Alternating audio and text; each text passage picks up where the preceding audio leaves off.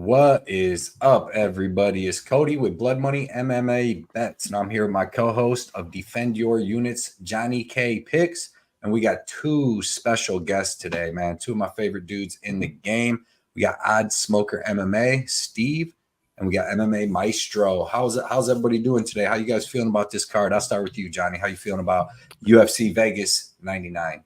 Hate it. Don't tail my bets, please. I hate all my bets. Don't tail them. But this is a fun card. There's going to be some really cool fights, especially on the main card. I like that. But I will say the first four fights are going to be – well, the first fight will be fun for however long it lasts. But then you have three fights in a row. You're like, maybe I'll go take a break. Do something. I might have to hit the workout. I don't know why they have three in a row, three women's fights in a row. Like spread them out a little bit. And they're not even good ones. It would be all right if there was like one good one where you're like, all right, we got Denise Gomez in here throwing blow, but no, it's terrible. MMA Odd Smoker Steve, how are you feeling, man, today about this card? Man, it should be a fun one as far as watching it. Not so sure about betting it. I didn't really put a lot on it. Took a few prop shots, and that's about it. Like Johnny said, kind of some questionable booking, putting those three fights together back to back early on it. But main card should be a lot of fun, so looking forward to that. Yeah, definitely should. And everybody, let them know who you are, where they can find you, Steve. And I got links in the description too for everybody. I appreciate it, man. I'm Steve, Odd Smoker Steve. I'm with Odd Smoker MMA. You can find me on Twitter, Instagram, X, millions.co. On here, doing UFC picks, bets, graphics, pretty much whatever I can do. Yeah, you do a lot. I love the graphics and stuff you do, and he's an overall awesome dude, positive as hell, man, and that's why we get you on the show, man. Yes, sir. Like talking to the good, cool dudes in the game. Like MMA Maestro, man, how are you doing tonight? Dude, I'm doing good. Can't complain. It's a Saturday. We got fights. Like, many times we're just like, oh, there's no fights this week, and now we have fights. And I know it's not the best card, but this main event is one of the better Apex main events we've had in a while. And there's some spots I think that we can hit, but yeah. I won't talk about the three women's fights we got in a row because that's going to be a good smoke break or a good workout time because that's an hour worth of. And they're all three probably going the distance too. More than likely, yes. Yeah. With commercial, with audible, yeah, that's a straight hour gone. Maybe that's when PFL will be heating up or something though. That's true. You can turn it over PFL. Yeah, but let them know where you're at though, Maestro. Yeah. You can find me on Twitter. You can find me on Dub Club. Just MMA Maestro for both handles. Yeah, just enjoying giving out picks, putting out videos, trying to show people just some things I see in tape, and just putting out some highlights from time to time. Yeah, just having fun in the community. Oh yeah, well let them know why you got one of the best girlfriends in the game. Oh well, yeah. Well, my girl got me tickets for UFC 310 in December, so we're going to that. That's awesome. First time in Vegas. I'm pumped for it. So yeah, staying at the I don't even know where we're staying, but it doesn't matter because it doesn't matter. We've got Shavkat, we've got Pantoja.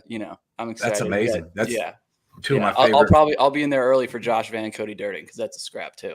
Oh yeah, you better be in there. Got to be there. Right away. We're always in there super early, but then but bro, that's awesome. First UFC in Vegas. Pay-per-view, Shavkat, Pantoja, two of the best. Two of my top like 5 favorite fighters. Same.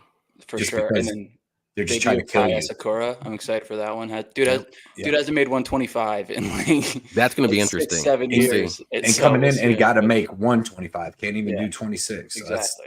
That pound's tough. Yeah, and that dude's tough as hell though. Tough as hell. But yeah, man, I'm glad everybody showed up so we can do this great show. We already got some cool ass people in the chat. We got Juicy Q. Says, who's ready to lose some money betting violence props on 3 back-to-back women's? Right. And there's like some weird thing where it's like, man, maybe them could finish. Like Penne could get a sub. Like Vidal, she gets kicked in the boob and she's done. It's one boob punch is all it takes. Yep. One nip flick with the toe or something, kick. Game over. But yeah, man, that's a bad run. They should have mixed them up a little bit, Mm-hmm. Herschel, what is up, man? He said, let's get it, fellas. Thank you, Herschel. Thanks for coming out and hanging out with us and spending some of your day with us, man. We appreciate it. Derek Izzy in the building. He was on the show last week giving out excellent picks. Said very few bets on this card. Bad luck. Chuck says be wary of the vibe. Exactly. Hi guys. Yeah, man, Derek's awesome, dude. Check out Derek Izzy on Twitter because he puts out his fight algorithm and all his picks and different stuff for Bad Luck Chuck, and he wins, man, and he's a good dude too. So appreciate you coming out, hanging out with us, Derek. I can't. What is that? How do we say that? Howdy, folks. I can say that. Howdy, bro. Cam. Yeah, KM. I don't know about the card today as far as betting goes. Not as easy to put together as it was last week. Still a few decent spots though. Yep. With the 3 girls fights, garbage. Then you got, Elkins, and then the Hernandez fights are hard to call, like Cap. Like, but Johnny, Smotherman late notice. throw that in. Mm-hmm. Yeah, I was confident on Brady Heastand. I thought he was going to do exactly to Hadley what Cody Durden did to him, but maybe even a little more because Brady's actually a little more. Dude, if you're on his Instagram, he was looking huge. Like whatever he was taking out in Washington was working because that guy was going to be so much bigger than Hadley. Oh yeah, and he was eventually just going to wear on him because like that Loughran, he never even tried to grapple Hadley until like the 2nd and 3rd round after he already got his face punched in a little bit, and he wasn't. But like, I hate that you bet somebody to do something and you're like, shoot, like wrestle, and he's just getting punched, jabbed. You're like, dude, just watching my Irish brother and be an idiot. I'm like, yeah.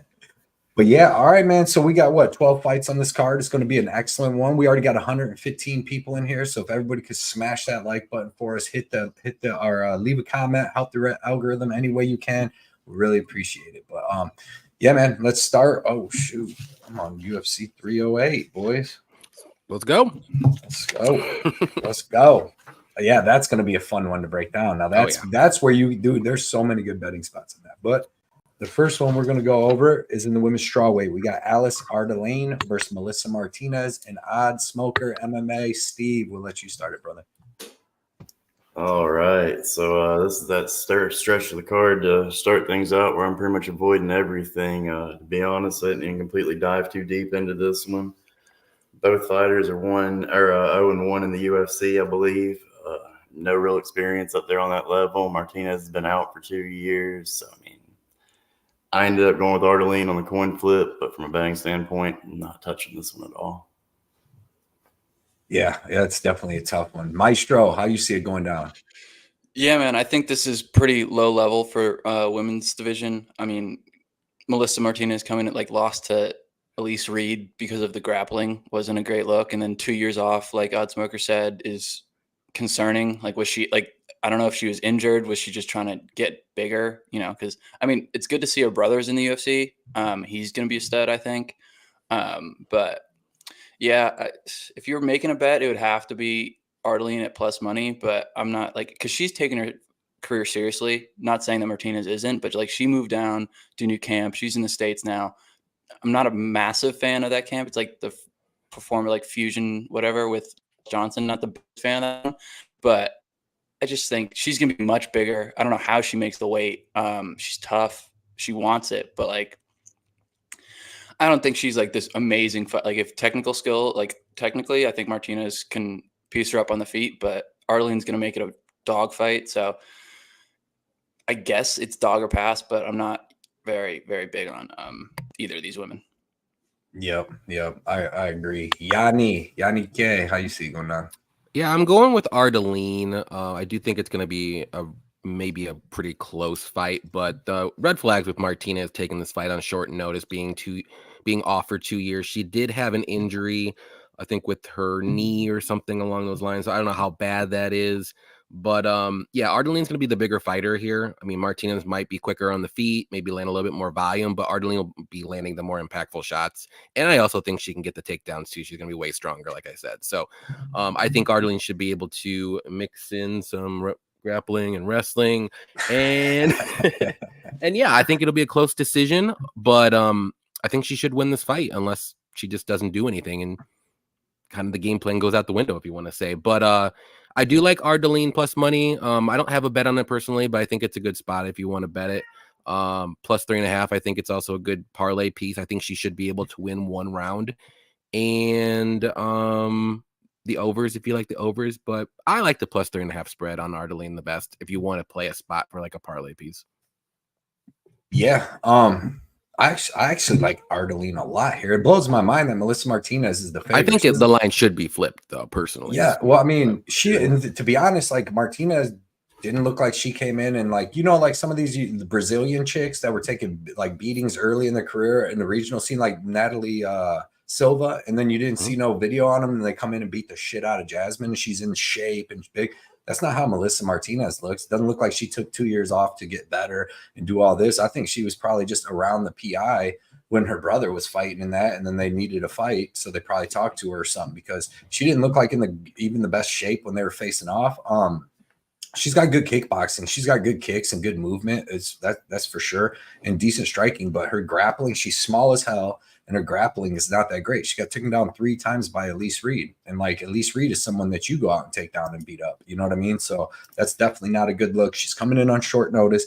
She's kind of a striker like Shauna Bannon, and I thought Arlene beat Bannon on like a couple days' notice. Like I thought she won the first and second round with grappling, and then she gassed in the third round. But I mean, she lost that round, but I thought she had won. But they were over in Bannon's side of town. But yeah, man, Arlene's got pretty good striking. It's not going to be as good as Martinez, but she does have good boxing, some decent leg kicks. But she's got decent grappling and wrestling and grappling. And like I said, I think if Elise Reed's taking Martinez down 3 times, Arlene can get her down. So full camp, looking better. Arlene being 9-6, that's where the line is. That's why Melissa Martinez has to be the favorite, because people see a 7-1 that don't know like much about fighting or something, and versus a 9-6. But you got to like Arlene hasn't really, besides that loss to O'Bannon, that I didn't think she lost. She hadn't lost since like 2019 or something like that. She was on like a 7-fight win streak. So I'm taking Arlene, and she could get it done. She's finished 8 of her 9 wins, but I'm going to go with decision because that's what it seems like girls fights do. But both these girls are finished. There's Martinez has 5 knockouts out of her 7 wins, and then Arlene's finished 8 of 9. So something could happen, but give me Arlene as the dog. Shout out MMA Mushroom in the house, man. He said, "What's up, Cody? What's up, Johnny?"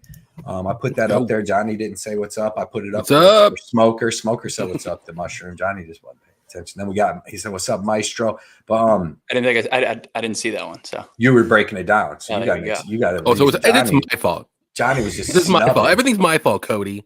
I still love you, Johnny. Still a great guy. I'm just saying right there. Whew. Sorry, I'm only a half a beer, and I got to slow down a little bit. Oh, yeah. Hey, Mushroom. Shout out Mushroom. Can't wait till you get back. I think he said he's going to be doing more content coming up like in November or something like that. So can't wait to see that, dude. Shout out Mushroom. Just D. So what's up, Cody? What's up, Johnny? What's up, fellas? What's up, Just D, man? Appreciate you coming out, hanging out with us today. Let's know who you got in the main event, man. Cody, what was the baby bud parlay this week? I left my notes at home. It was Hernandez and Daniel Pineda. So, she was on the dogs last week. Now she's on the favorites. With the tough Mexicans. I guess Pineda is a dog now. She went with the tatted up Mexicans. She went with the tough Mexicans this week, so I can't blame her. I mean, them dudes. As long as it ain't Noche, they're winning, right? I don't know what you guys are Mexican talking Americans. About. They're American. I don't know. Maybe American. I like. True. Yeah, Texas, California, but let's see. Martinez got dropped by Elise Reed. That's not a good look. Taken down. Tri-State's own baby, Elise Reed. Yep. Yeah. Hey, she's Princeton, New Jersey. Yeah. Is she? She's got good striking. She's mean. She's tough. But J29 too. He said, "What's up, lads? What's up, J29, man? Appreciate you coming out, hanging out with us." Mushroom said, "I smashed the like 2 times, one from my." See, now that's the kind of friends you need in life, right there. That's a real friend right there, Mushroom. Appreciate that, Rob. Hitting that like button twice for us, man. Much respect to the panel. Yep. Can't wait to get you on, man. James, this is my dude, James. What is up? James and Amy always watching the show and betting and hitting good bets. So what's up, everyone? Good luck today. And Cody, keep the winning streak going. Let's go. That's what we're doing. I'm about to win the rest of the year, probably all of 2025. I don't see calling it. Why not? Why not? Calling it right now. Calling my shot, man. Love it. 20 weeks straight, baby.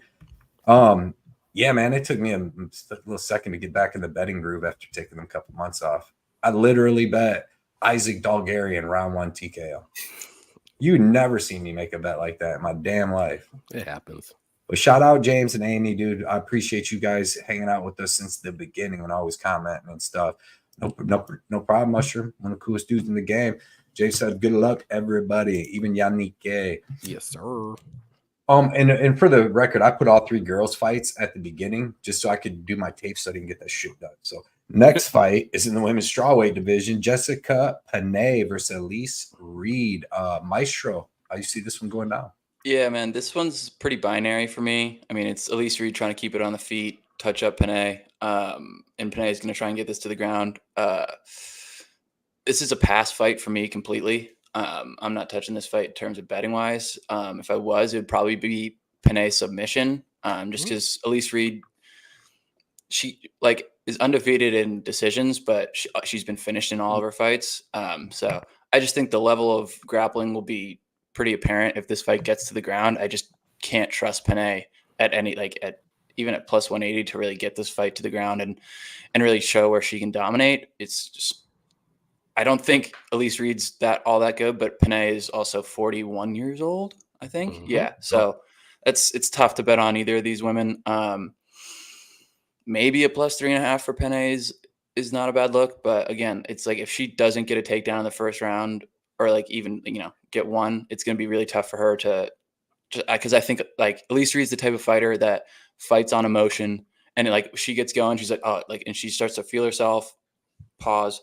Didn't mean that, but I wasn't gonna say anything. Yeah, but if she gets from it New going, York, no Diddy. Yeah, no Diddy. if she gets things going, she can touch up Penne on the feet. Maybe she starts to really look like a bigger favorite, and Penne just can't really get it going. This might be her last fight, but this is just a pass for me in general for this fight. Right, that was a good breakdown. Steve, how you see it going down? Pretty much the exact same way. Maestro just nailed that breakdown. Like he said, Penne's 41. Hard to trust at this point. She's already 3-5 in the UFC. So, I mean, it's not like she's lighting things up earlier on necessarily.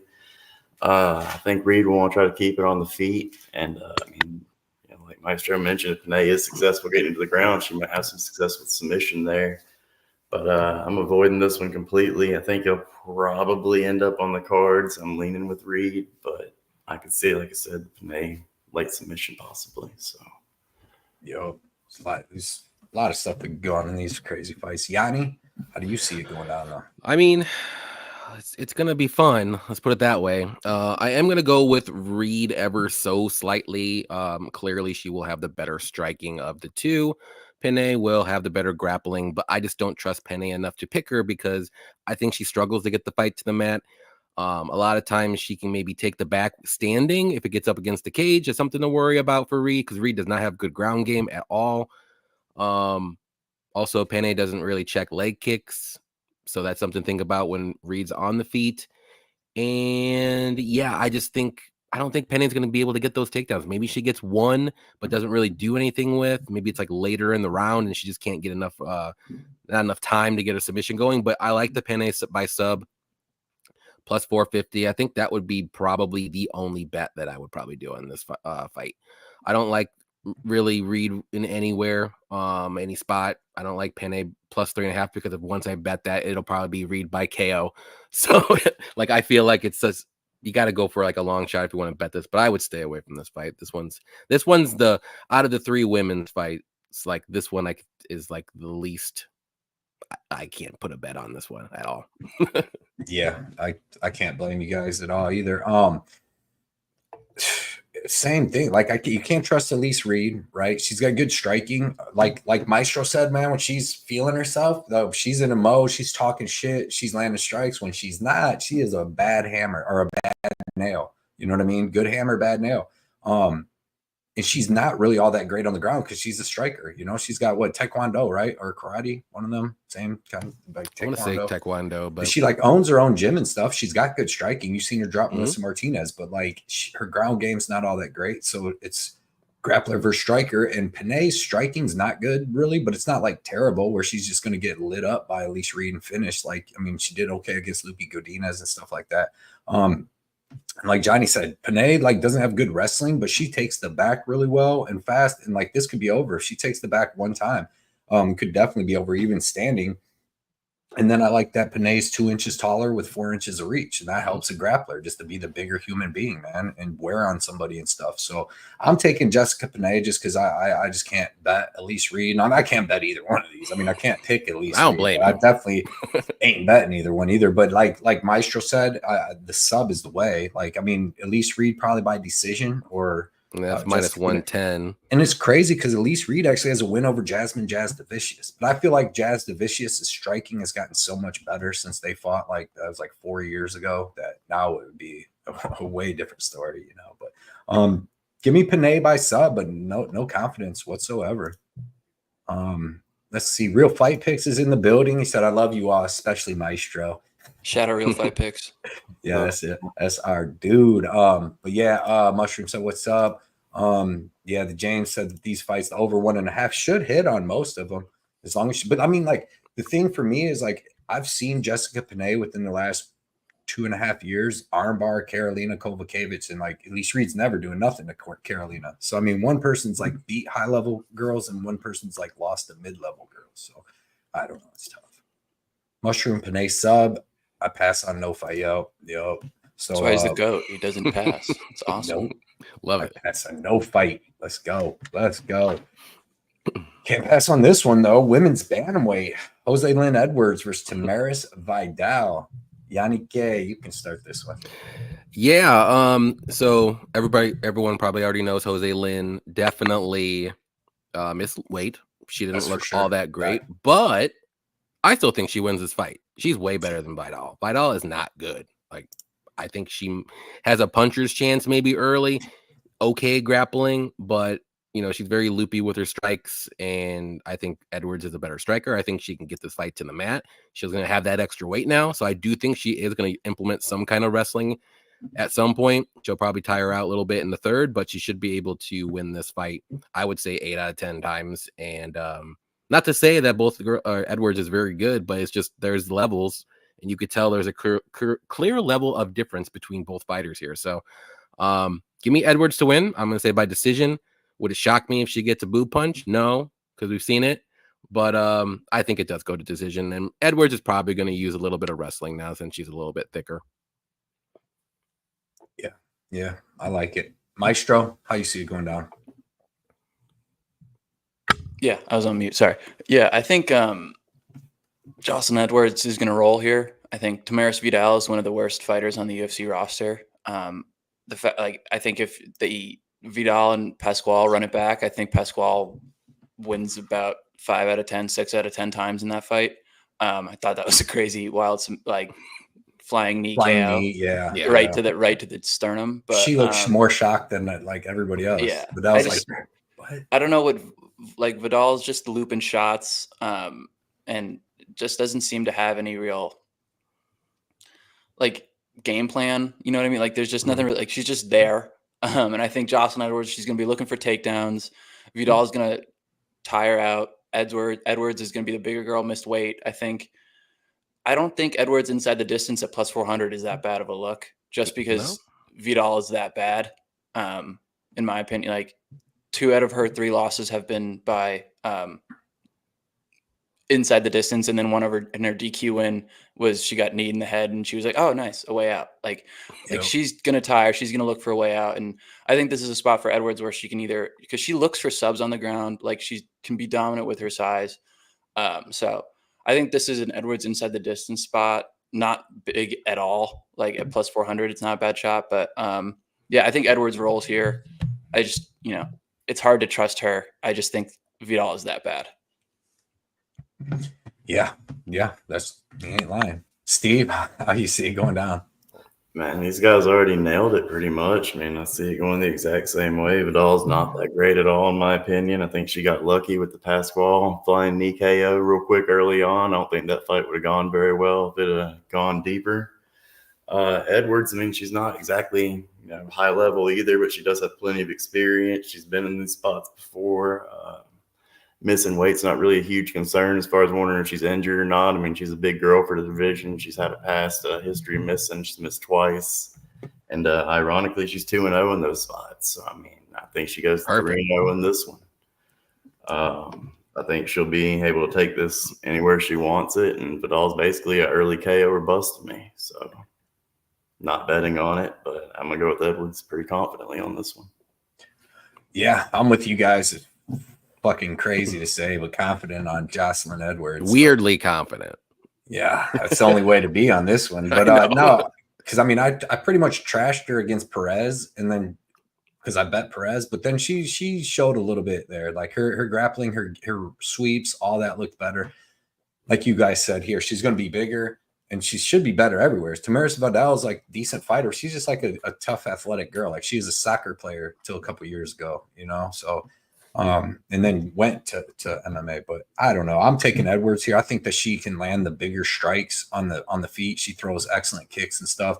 And then I think she's going to be the one on top in the wrestling. Or if she does get taken down somehow, if Vidal comes out and tries to go full go from the opening bell and like does land some takedowns, Edwards will be able to reverse it. The only thing I'm worried about, honestly, is like some stupid knee bar or some shit like that from Vidal, because she does try knee bars and heel hooks and stuff like that. She don't really get them, but yeah, give me Edwards to dominate this fight, man. And if she can get her on the ground and land a ton of ground and pound, she can get her out of there. What do you think about Edwards by submission at plus 1100? Oh, Maybe late submission, maybe when Vidal gasses and she kind of just gives up the neck, and maybe. But has Jose Lynn ever She's got finished 3 anybody? In her career? Not All UFC. regionals, obviously, but. Yeah, But I mean, this is a low-level fight, though. This is like a regional fight. Yeah. That's what I'm saying. This could happen. I don't know. Yeah. If you want to throw a little bit on it, it's 1100. It's not too.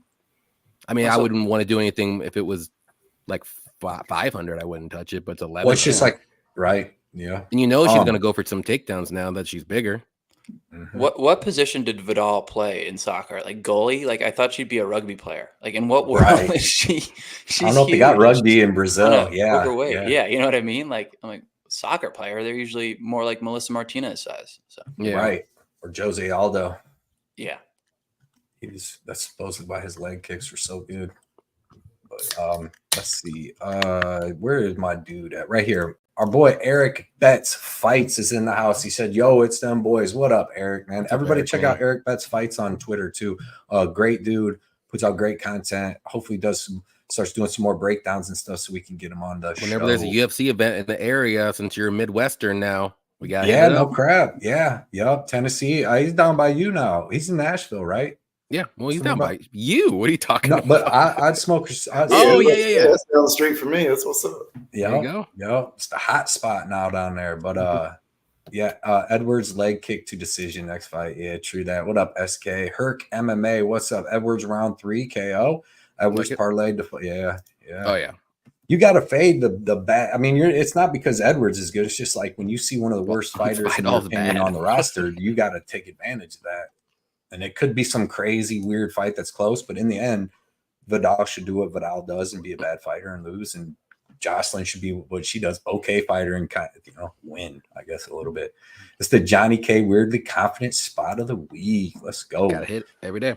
Missed it, but I guess you guys already talked about Penne versus Reed. Kind of want to take a short shot on. Yeah, I said Penne. I don't blame you. If you're going to take a shot on the plus money. Like I think Steve. Don't bet Reed at minus. Reed, but not to bet or nothing. Exactly. Yeah. So it's all like basically like Reed or Penne. We were not like better or do nothing, but like the values on her, I guess. But basic like thing of the thing was like don't bet. That was like the gist. Dog or pass. Cam said number 1 rule of UFC betting: never put money on the women's fights. But that gets rid of 35% of the card. I'm telling you, I mean? You just have to pick the right ones. Pick the spots. Because there's like the Edwards fight, like that to me is like almost a no-brainer. Almost. Yeah. But it is a women's fight. You have to break down women's fights totally different. Not totally different, but much different than it is for sure. Fights. Like physicality, size, and just pure aggression is so much more important in women's fights. Yep. So if you can find those spots, then that's when I try and bet women's fights, or just when, I see a good line and I know a girl's going to dominate in that spot, usually based off of aggression. And a lot of times too, even with like the plus 3.5 spreads, like those have been hitting like crazy for women's fights. Them are good, dude. And you can get some of the plus though. 3.5 spread is almost like a pick 'em, and you're just betting the underdog to win one round, and they usually go to decision, and it's never really 30-27 because the judges are crazy. And So that's a great way to take advantage of all these yes. crazy judge decisions recently. I don't I've know been betting why. so many plus This 3.5 year. spreads lately. People betting on splits a couple cards ago were making good money. Yeah, you I can actually pretty got a much. good hit off one recently off Aldo and Batista. So yeah, There you go. I think quite a few lately. Yeah, man, it could get risky. I just feel like some of them fights could maybe end, but I don't know. For the Arlene, like them girls finished like what 13 of 15, 16 fights. You know what I mean? So that's True, but how many times have they been finished though? Not too Arlene's been many. finished twice by sub. Yeah, and Martinez. Yeah, Martinez One isn't subbing decision. anybody. And Martinez So is 0 subs. that's why I'm betting on their durability. I do, but I do think there could be a finish though. I would lean Arlene though. And then Penne could get the finish, so it's kind of risky. I think that That's the true. Edwards one has the most chance of going over, but For sure. no. Next fight, men's bantamweight. Brad Katona versus. Wait, are Gene we Matsumoto. Are we done with the women's fights? The fucking female fights are in the Thank past. God. See how long There. you guys could take a break? Like I That's felt why- like that was an hour. Now we're just getting to actual fighting now. Okay, here we go. Some fist fighting. Men's bantamweight, Brad Katona, Gene Matsumoto, Odd Smoker. Let me hear what you got on this one. This should be a fun fight. This is one of the first entertaining ones on the card. Katana's 14-3 in his career. He doesn't have a lot of stops. He's only got 4 finishes. He's been around for a good little minute. I believe this is his second run with the UFC. So, I mean, he's seen quite a few different styles. Matsumoto, he's been great. I mean, 15-0, 9 stops. He doesn't have a lot of UFC experience, but he's 8 years younger. He's faced some solid competition here lately. And I think he's going to be better than Katana. I think he'll be able to get to the ground. He has potential to find a sub here. I thought it was worth a look, looking at maybe a late round 2 or 3 sub, and probably going to take him by decision for the win. Yeah, I like it. Feel that this fight goes to distance. Maestro, how you see it going down?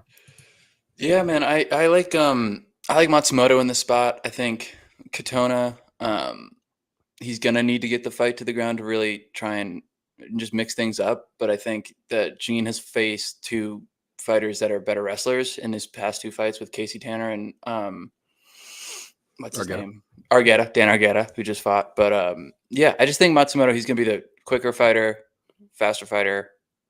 I think his boxing's cleaner. I think he has all the submission upside. I think he's a better grappler. Katona, I just don't like. The only way I see Katona winning this fight is a split. I don't see him dominating. I can see Matsumoto dominating and see him finding a knockout, maybe like just from damage and over the rounds. But yeah, I think this is a good, solid Matsumoto spot. I'm surprised that the lines went down a little bit to -220. But yeah, I like him. He's younger. He's fought some solid competition on the regional scene in Brazil. He comes from a good camp. Like the dude had to walk miles to get to his gym, like where he used to live. Like this dude, all he wants is to fight. Like this is the type of dude I like to bet on. Yeah, I think Matsumoto can win in all 3 spots. I think Katona is a decent fighter, but the loss to Garrett Armfield didn't look great. You know, like even when he was supposedly winning, it just takes one big shot and then he's clipped and then he doesn't look great. So yeah, give me the younger Brazilian. I don't mind it. Yanni, I see going down. I am also on the Gene side here, and I agree with what both you guys said so far. I just think Gene's more well-rounded. I think he's a little bit better everywhere than Katona. Katona's very durable, though. I'll give him that. He does throw a good volume. He has a little bit of that dog in him, if you want to say, but he's just not dangerous. That's his problem. Like, I think he's been a decision over like 13 times or something crazy like that. He just doesn't finish fights, and it's tough for me to like back those kinds of fighters, especially if they're a dog. Like they don't have any like outs other than winning maybe a close decision more times than not. But Gene, I think he can win anywhere. I think he can win by a KO. I think he can win by a sub, and I think he can win by a decision too. So he's the younger fighter. I think he's just a little bit better everywhere except maybe just like offensive wrestling. But even then, like Maestro said, he fought Argueta. I know he got taken down 9 times, but he was still able to get back up 8 times, 9 times, and get a sub. So he knows how to, get his way out of crazy things. So give me Matsumoto to win. I'm gonna say by decision because, like I said, Katona's very tough. He is hard to finish, but it's not like he can't be finished. He's a little bit smaller, I think, in this matchup too. So I'm gonna go with Gene to get this one done. Yeah. Yeah, dude. Gene Matsumoto, black belt in Muay Thai, black belt in Jiu-Jitsu, started Muay Thai when he was like 5 years old. His dad had him in all this stuff, and he's well-rounded, talented. He's got good cardio. Best thing I like about him is his leg kicks. Like that's basically what he won the Contender Series with, just keeping what was his name, KC Tanner, off him, hitting him with big leg kicks, using his striking, and he showed better takedown defense on the Contender Series, but Argueta, man, just like pushed a crazy pace. I feel like maybe Dan Argueta actually was hurt this time or something, why he didn't make weight instead of just like we all thought he was cheating, because he kind of didn't wrestle as hard as he usually does. Like he tried to wrestle hard, but yeah, man, and this Cody hadn't tagged him up. Yeah, it's a problem.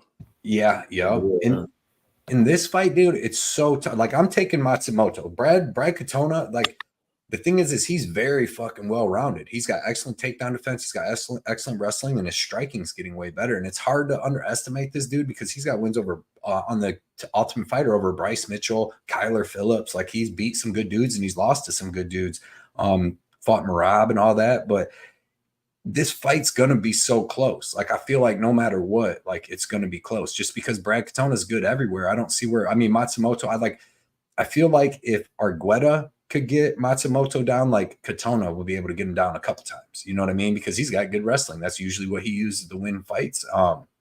Against Armfield, he didn't even really try to grapple him hard until the 3rd round. He started beating him up. That was bad fight IQ, and he just got outboxed a little bit. But this fight's going to be close, but I am going to take Matsumoto on being just a little better everywhere other than that, like Johnny said, that offensive wrestling. But, man, I feel like this fight could play out really close. You know what I mean? Just because Katona's, like, actually really good. He flies under the radar of being, like, really good. Like, nobody's ever really just dusted him or made him look like crap. The only bad loss ever really – well, Armfield and Hunter Azure back in the day. But give me Matsumoto by decision in a very close fight. If Katona was dangerous, I'm like a little bit more dangerous. Like I just feel like he might be able to get some grappling going though. Like if he's not going to finish Gene though. That's the problem. No, definitely not. He is not finishing. It's going to go to decision. So like it's just tough to bet him unless you know he's clearly better than his opponent. Then you're like, okay, give me Katona by decision. That's my bet because that's what's going to happen. Yeah, because Katona didn't even finish his breakfast this morning, Johnny. He can't. Look at him. Like eggs. Right. And then he's like durable too. So I don't know, man. The finish, I don't know. I like the overs, but I think if there is a finish, clearly it's going to be on the Gene 100%. And like Gene, like he really don't throw to kill you. He just beats you down with leg kicks, punches. Like he's not throwing 100%, 100 mile per hour. I mean, a lot of his like finishes or decision how he wins is like very even. Like he's got like 4 KOs, 4 subs, and like 4 or 5 decision wins or whatever it is. It's like all even. So yeah, he's a measured fighter. Yep, for sure. Yeah, it's like 5 and 5. Like that's the thing. Like I think Brad needs Gene to overextend to really capitalize on those grappling situations or those wrestling situations. But if Gene just stays within himself and just does what he does and just piece up the legs and box and then maybe look for, takedowns in his own right. I just think that this is Gene's fight to lose, in my opinion. Just if he comes out here and can show what he has, like he has before, he should beat Brad at a decent clip. Yep. Yeah, I agree. Shout out Shady in the building. What up, Shady, man? Shady. What all bets you got on the fights we had? We talked about already, Shady. Our brothers just all the girl fights, basically, and then that Matsumoto. So hopefully don't have too many bets in there. Next fight's in the men's heavyweight division. Robellis to Spain versus Austin Lane. Steve, I'll let you start this one. All right. Robellis coming off his first loss in his last fight. He's 5-1. He got drug into deep waters for the first time. It didn't go so well for him. Yep. But I don't think that's necessarily news to anybody coming in at 37 without a lot of experience. I mean, he's got a pretty short gas tank and a lot of power. He's going to come out there and throw heavy and take your head off. If he doesn't find success early, it's probably not going to end so well for him. Lane, on the other hand, I mean, he's been around for a little minute now. He's been in there with quite a few people and still not really impressed with anything. He doesn't have a chin. He's been stopped in every single one of his losses by knockout. That's a bad recipe here. Well, it's hard to trust Robellis, against somebody that's durable and that might get extended. I think he's going to get this one done pretty quick. I think he gets him out of there in the opening minutes with a knockout. And it's one of the spots I bet. I threw a little same game parlay on the knockout in under 3 minutes for Robellis. I like it. What's the odds on that? What's the line on that? Plus 275. Or hang on, sorry about that. Plus 220. Plus 220. Nice. That's a good line. I mean, because that could definitely happen. Maestro gets it. Yeah, I mean that's what he does to people usually, so Exactly. It makes sense. That's a good bet. Maestro, how you see it going down? Yeah, I see it going down usually the same way as Oddsmoker said. I think Lane has a little wrestling upside, but he's not going to. He doesn't have the cardio and he doesn't have the chin to drag Robellis to deep waters like Waldo did. It's just that was a hilarious fight, but I just think Robellis is going to be the longer fighter. Lane is just there to be hit. He doesn't move his head, terrible chin. Doesn't help that he was a former football player. Doesn't help with, your chin at all. We've seen that time and time again. Robellis should knock him out within the first 2 minutes. I could see Lane getting a takedown and like he did in the Denise fight. Like Denise is much better than Robellis. But he could win the first round purely just from laying and praying, but he doesn't have the cardio to keep it up, and I don't think he has the ground and pound or the grappling ability to really finish Robellis in the first round. So I think this is going to be most likely a very scary knockout or a really funny one. Like Robellis only knows how to meme KO people, it seems like I don't know. This is kind of another pass for me. I'm just not touching it. Can't trust either of them. So but it's heavyweight MMA, so anything could happen. Right. Yep. Yanni, how you see it going down? Yeah, I think Robellis is going to eventually touch that chin, whether it's going to be in the first round or under a minute in the second round. I don't think it's going to go into the third. It might sneak into the second very shortly, but that's only if Lane can get a takedown and keep him down for a little bit. But I don't think that's going to happen. He might get the takedown, but I honestly think maybe Robellis can get up, and which is crazy to even say because he didn't get up at all with Waldo. But Waldo's way better than Lane. Like, I think Waldo could crush Lane. And Lane is just not really good anywhere. He's a little dangerous, like if you want to say early, but like this guy gets knocked out. His 5 losses have been all by KO. 4 of the 5 have been in the first round, and a lot of them have been like pretty early too. So what does Robellis do? He gets early knockouts. So it kind of makes sense. First round knockout, Robellis. I think that's going to happen. Like I said, it might sneak into the second round, but I don't trust Lane's cardio to keep doing that for 3 rounds and survive. And Robellis should win this one in the first or second round. But I do like the Robellis under like a half a round KO. That should be a good spot. If you want to get like some plus money, you can do the first round KO. I think it's like a pick 'em, maybe like minus 130. I think that's a good spot. But me personally, I'm not betting this fight. After what happened with Robellis last time, it left a little bad taste in my mouth, but I still think Robellis should get a knockout because this seems like a layup to me with Lane getting knocked out like 5 times. Like with all of his losses, I think it's going to happen. Like he doesn't move his head. He's got a huge head too. And I think it's going to happen eventually. So.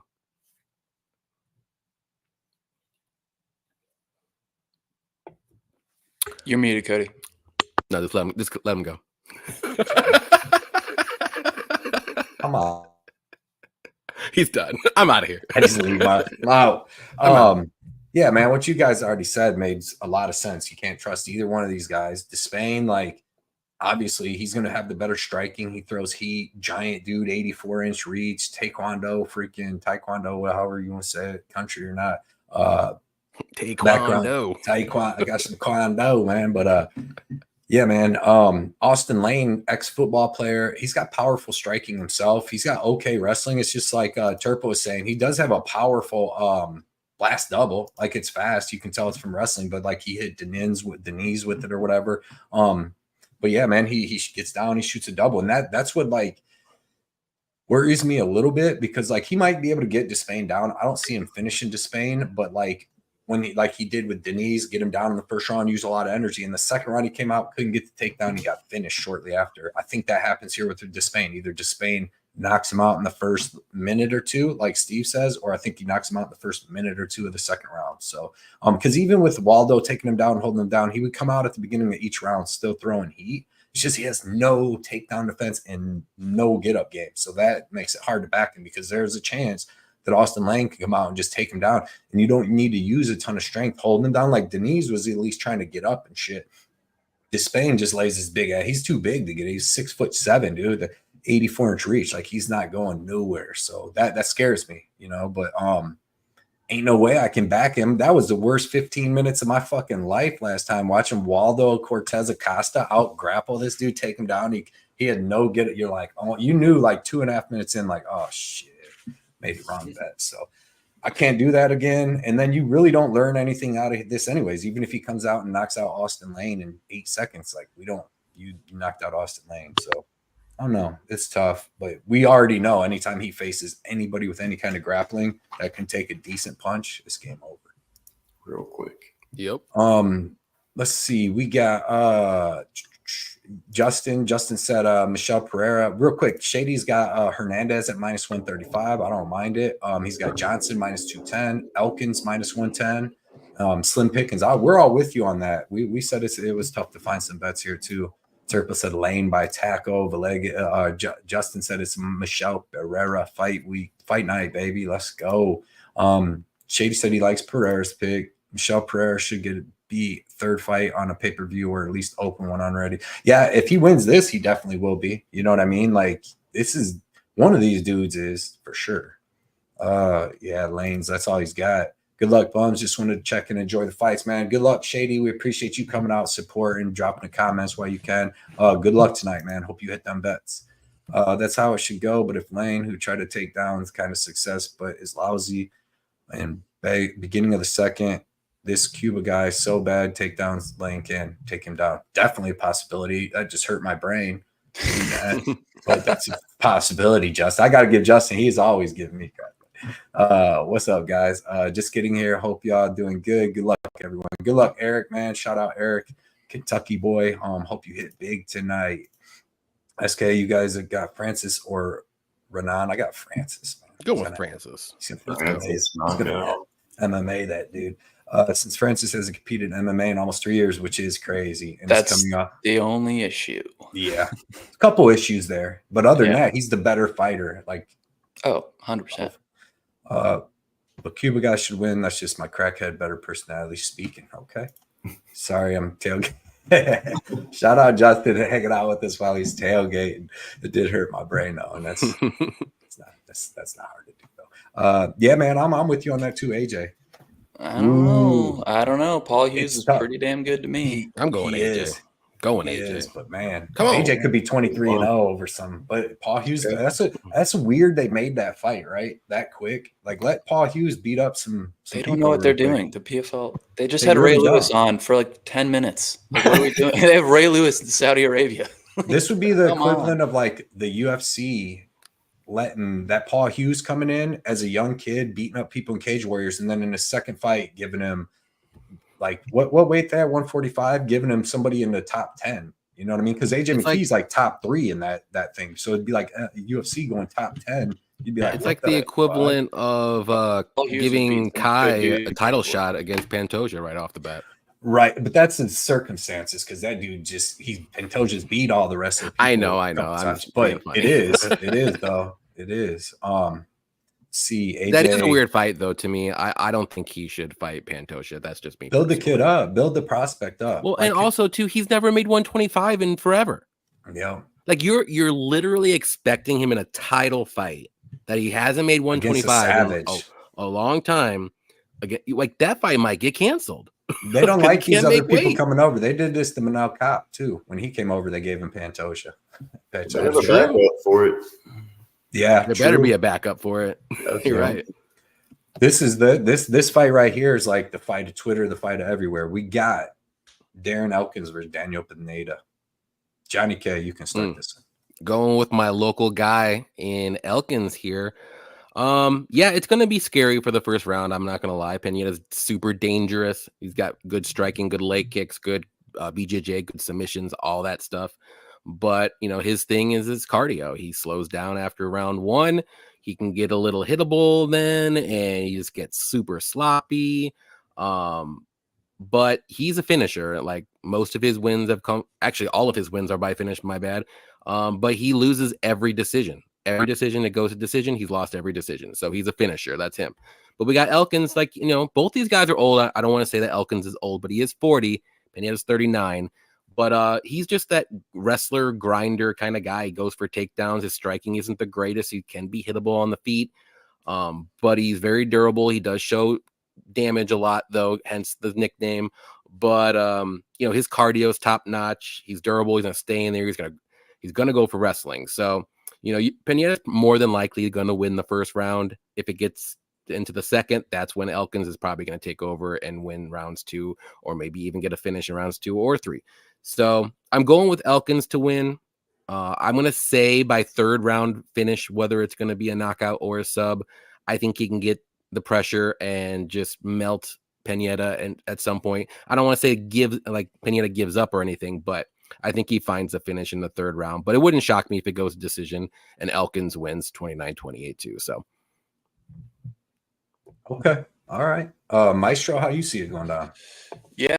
I think this was earlier in the week. I think this was a great spot for Darren Elkins at plus money. I think I tipped him at plus money out on the Dub Club, so my members got that early in the week. Shout out those dudes. But minus 150 is tough to back Darren Elkins at. I would look for him live bet midway through round 1, after round 1, because Pineda, like, damn, more money's coming in on him. You're right. Yeah, like Pineda has decent boxing. He's gonna be the stronger guy. Like, his knockout power isn't great, and he can get overwhelmed on the feet with pressure. And that's exactly what Darren Elkins is gonna try and do. He's gonna make it sloppy. He's gonna make it dirty.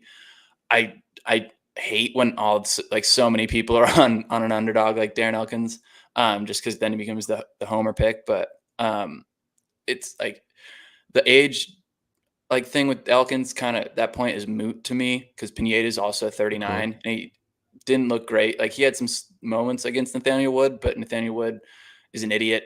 And I think I mentioned that already. Yep. But I just think he had plenty of chances to finish Pineda and he didn't. And Pineda's gas tank is horrible, and it's definitely not improving at age 39. And he's definitely taking on more of a coaching role down in Houston. I see him in the corner with Josh Van all the time. I think he's definitely a good coach, really good grappler. He's just the type of dude that's going to jump a guillotine against a wrestler that's only been subbed by Charles Oliveira. Like, there's just, yeah. So it's Elkins for me. It's Elkins late. It's Elkins by KO. Round 3. I like it. Okay. Steve, how you see it going down? So I'm going with the other side on this one, but not confidently at all and not betting on it.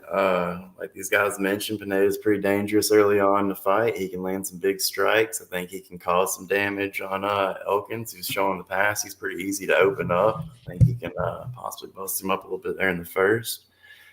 If it extends into the second and third, as those guys mentioned, he does have a little bit of a questionable cardio. He can start to tire, get a little bit gassed out there. So I think that's the time to start worrying. But ultimately, I think he'll get enough done in the first and second to squeak out a close 29-28. I looked at a decision play and ended up not playing it. I didn't think there's enough value there, considering that he's never got a decision win. Right. So I didn't think there's enough value to even consider. So no bets on this one for me. Yeah, dude, freaking tough fight to call here. Like, I went into tape study wanting to pick like Pineda, to be honest, just because like Elkins striking's gone downhill, dude. He's so slow now and awkward on the feet, and he doesn't take leg kicks. And like Daniel Pineda's got good leg kicks. He's got good power on the feet. And then he's got excellent jiu-jitsu, man. The dude's got really good jiu-jitsu. He's got pretty good takedowns, but his jiu-jitsu is really good in scrambles. But it's just like Maestro saying, Darren Elkins only been subbed one time, and that was by Charles Oliveira, and that was like 13 years ago. He's been finished by knockout a couple times. But man, like it's tough because like Pineda could come out and land 3 good leg kicks and like Elkins not be walking well the rest of the fight. And if he can stop some takedowns, Pineda can easily win this fight. And he can, if he gets taken down, he can reverse and get on top himself because he's got a really good ground game. And Elkins has really good scrambles too. If you just watch the TJ Brown fight, you can see them dudes going back and forth. But like Pineda is a lot better than TJ Brown, in my opinion, like everywhere the fight goes, including cardio and just toughness. Pineda's only been subbed. He hasn't been subbed for like 14 years himself. Like the last time he was subbed, it was a long time ago. Then he got knocked out by Cub Swanson like 3 years ago. And before that, it had been like 6 years since he got stopped. And that was by like a TKO from cut. So he's pretty durable himself. He's a great grappler. This is going to be a back and forth fight. I took Elkins just because I think like in the 3rd round, he can probably be the one on top. But like the first 2 rounds are going to be back and forth. Because even if you watch Elkins versus TJ Brown, like TJ Brown was landing good shots in the 1st round, and then they were wrestling, going back and forth. And then like in the 2nd round for like the first 2.5 minutes, like Elkins was like kind of tired and like shooting from across the ring for takedowns and wasn't getting them. And TJ Brown was actually landing big shots and stuff again, but then he started engaging in the grappling with Elkins, and then Elkins gets a 2nd win and takes over. But I'm taking Elkins here, but freaking no confidence. I don't think he should really be a favorite over too many people in the UFC. He should have been a favorite over TJ Brown. I think I bet him at like plus 155. But like I said, I think Pineda's a lot better than TJ Brown. So in round 1. Yeah. But he almost finished Wood in round 3. Like he's dangerous, man. He Well, had some moments against Wood's an Caceres, idiot. too. Right. But yeah, it's this is going to be one of the best fights in the card, regardless of how it goes down, because these boys are going to scrap. So I'm looking forward to it. Rem Dog in the building. What's up? What's up, Rem? Also, one thing. What's his name? Elkins' last 3 losses were to Jonathan Pierce, Cub Swanson, and Nate Landwehr. They're all much better athletes and just like super, like they can keep a pace compared to Pineda. So like, I would pick all 3 of those fighters to beat Pineda. Mm-hmm. Yeah. So just throwing that out there. It's going to be a good one. Sticking up for my local guy, man. Yeah. Indiana boy. That's right. But literally Dog right in the down house. Yeah. So what's up, Johnny K? Picks and Blood Money MMA. Good luck on this sketchy card. Yeah, good luck on this sketchy card too, Rem Dog. It's tough. I think a lot of these favorites cover, but it's gonna be tough. Appreciate the comment and you coming out. Fist Kings TV. That sounds dirty. But is the Hadley fight accumulating points? Accumulating points. We haven't got to that one yet. Yeah, we haven't. Smushed, yes. Yeah, it should be. The line's going up, and we're about to get to that. That'd probably that'll be the next one. Can't worry when everyone's on a certain fighter. Then you worry it's not the fighter that loses, that an entity speed, right? There's only you feel like that. I wouldn't say it's like everyone's on it. There's certain people if they're on the same play, and I'm like, I would say it happens more than not when like everybody's on the same play. That shit fucking crashes and burns more than that shit. Like it seems like it would gets to the promised land. I'm more worried about, like I said, certain people on the same place that I'm on. Then I'm like, oh shit. How much do we really rate beating down TJ Brown? Not at all. I don't rate it at all. I do not. I watched what was the one dude? Fucking cost me a bunch of money. I had TJ Brown. What was the dude? Danny Chavez fucking came in on short notice and kicked the shit out of TJ's leg, and he didn't try to wrestle till the 3rd round. And he just takes him down and beats him up, bro. I was so mad. True Rem Dog. Bunk Hoots, what up? So, yo, what up? Blood Muddy, what up? Bunk Hoots. Vidal decision today. No, dude, you don't bring that energy here, Bunk Hoots. Ain't no way. Chance, though, I guess. Fisking said Vidal never. No. Cody MMA. Everybody check out Cody Dank, man. Cody MMA on YouTube. Then he's on Twitter, man, putting out great stuff. Wager Wars. I'm 2-0 in Wager Wars. I want all the smoke, man. But Johnny, you doing good in it? You killing it? You good? For what? Cody's Wager Wars? I think I'm 1-1. That's a fun platform. One way to do show. Yeah. I'm gonna win it. I don't know. Yeah, I don't know if it goes by, dude. And then I got screwed too, because last week I won like 4 units or something. I won, but then my biggest one, my 5-unit bet, got canceled on Al Hassan. So it's like, man, it sucks on the unit totals, because I'd have been up like 12 units or something, 10 units. Yeah. But Cody Dank is what it is on Twitter, and you've seen him on our show too. Said he bet Elkins at plus 110, but I got steam. Is he? You guys say he's minus 150 now? Is that what I Yeah, heard? 155. Sheesh. Darren Elkins in Somebody knows 2024. something. Yeah. DraftKings AMMA. got hammered. Mm-hmm. He said, "Hey, blood money, stop the Asian hate. Mudaerji is your daddy." Mudaerji, We'll talk about that one. I'm excited for that one. learn to grapple a little bit, man. 6 sub losses. Learn to not get subbed. Love the Asians, man. Love the Asians, bro. Love them. Get off the mill. Oh shit! If you want to send me some other beer, if you want to buy me some other beer, I'll He likes happily Modelo? drink them. Blanton's. I'm cool with What was whatever Patty you want to talk send me. about? Patty was drinking like $100 bottle of liquor the other day with us.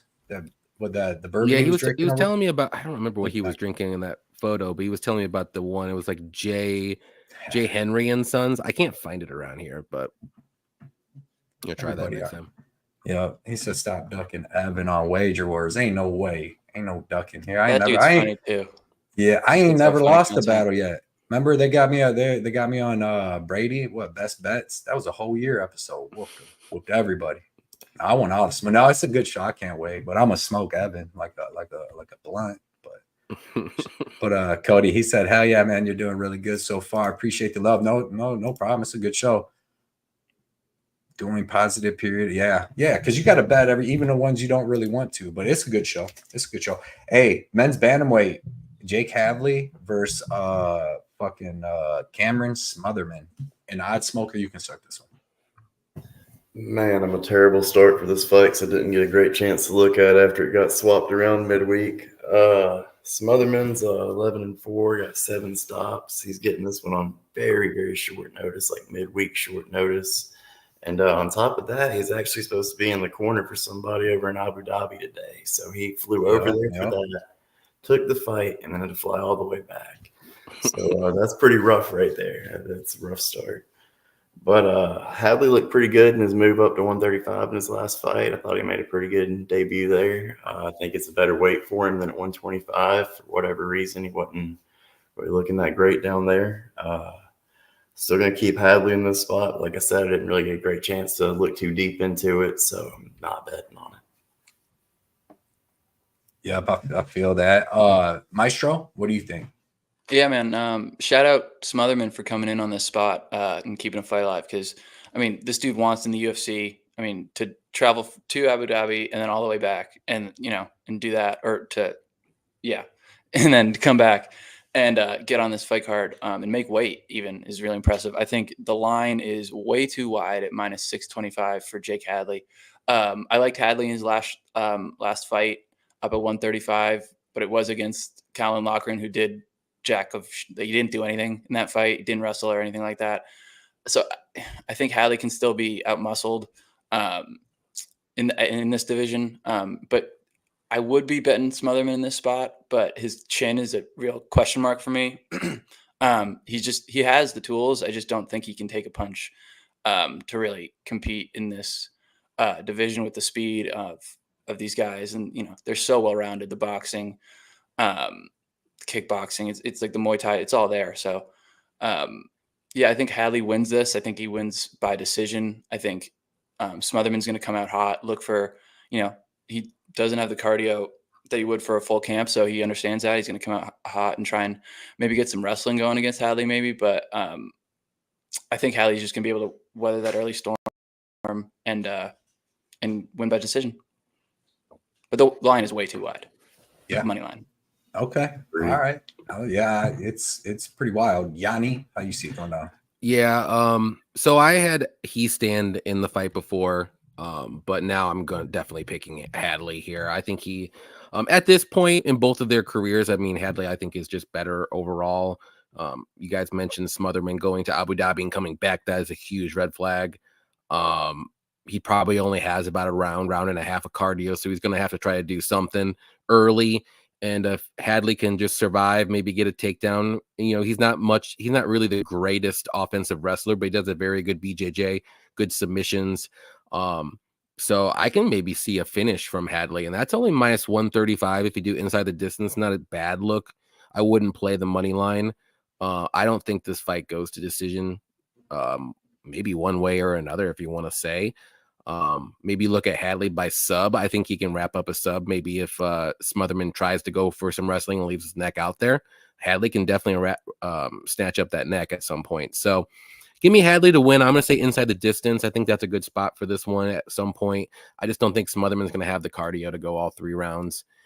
He's going to have to win in round 1 probably if he wants a chance here. Yeah.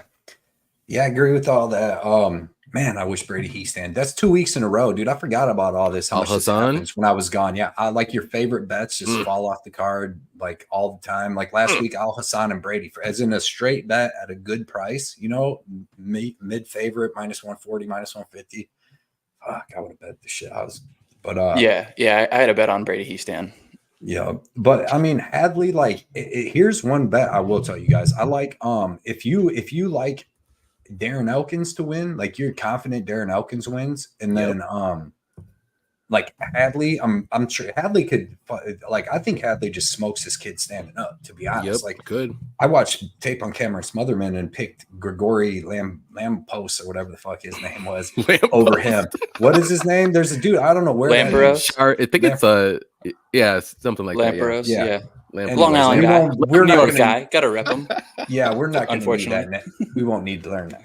No. So, because how he fought in the U.S. that was fucking terrible. But anyways, I didn't think Smotherman was all that great. I don't think he takes that great of a punch. I think Hadley on Underdog Fantasy, the Hadley over under on takedowns is 2.5, and he's never even landed a takedown in the UFC. He hasn't needed to because he always boxes with people or he's getting taken down. So I don't think he lands 3 takedowns. I think he can finish this kid standing up on the feet. Like Hadley.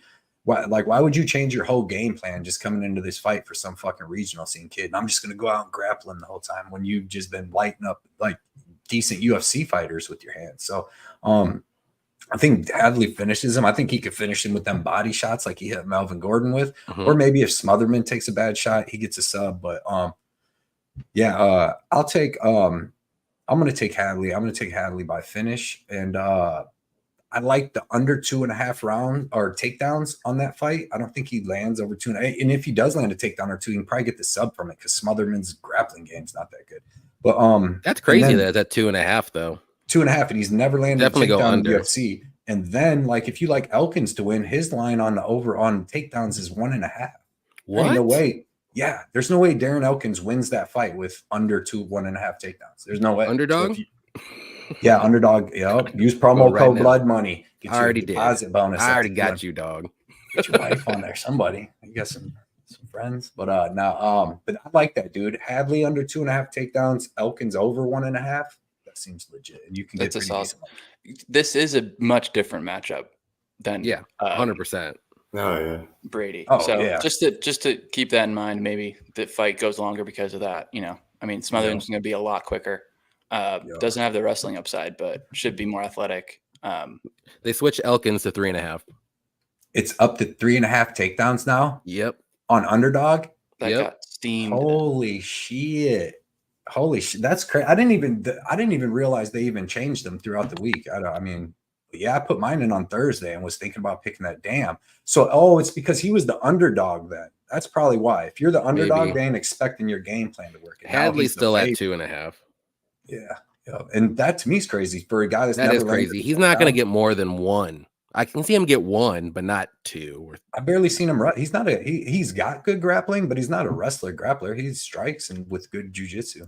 But I think he's in red just because they were wondering, who was going to get if he was going to fight for sure, because sometimes even when they come in on these short notice, they get canceled. But pretty sure he's fighting.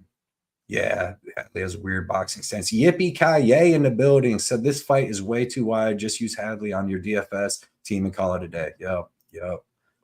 And then shout out Yippee Kaye, dude, one of the coolest, most positive dudes in the community, man. Sure. And check him out on Instagram under that same name. He puts out bets and posts good stuff. Newski said, can we get a 4-leg parlay, 1 pick per gent? Yes, we can. We'll do it at the end when we got all the fights in, so everybody can pick from all of them. But shout out Newski coming out, hanging out with us today, man. I had Brady in 131. It was my favorite. And it was, that was the best bet I thought too. Just like Al Hassan, because like When you look at a fight, I thought Brady should have been like minus 200 some, just because Hadley looked good against Colin Loughran don't mean that he's going to look good against Brady. He's shout out Lamppost. Yeah, is that what? Yeah, it makes sense though. What's his name though? Charlemagne or something? Would you say? I don't know what I thought. It's Gregorio Yeah, Charlem something maybe, right? Yeah. Yeah, when she missed weight, she always misses. Charlene Post Gregorio. Yeah, true that, Rem Dog.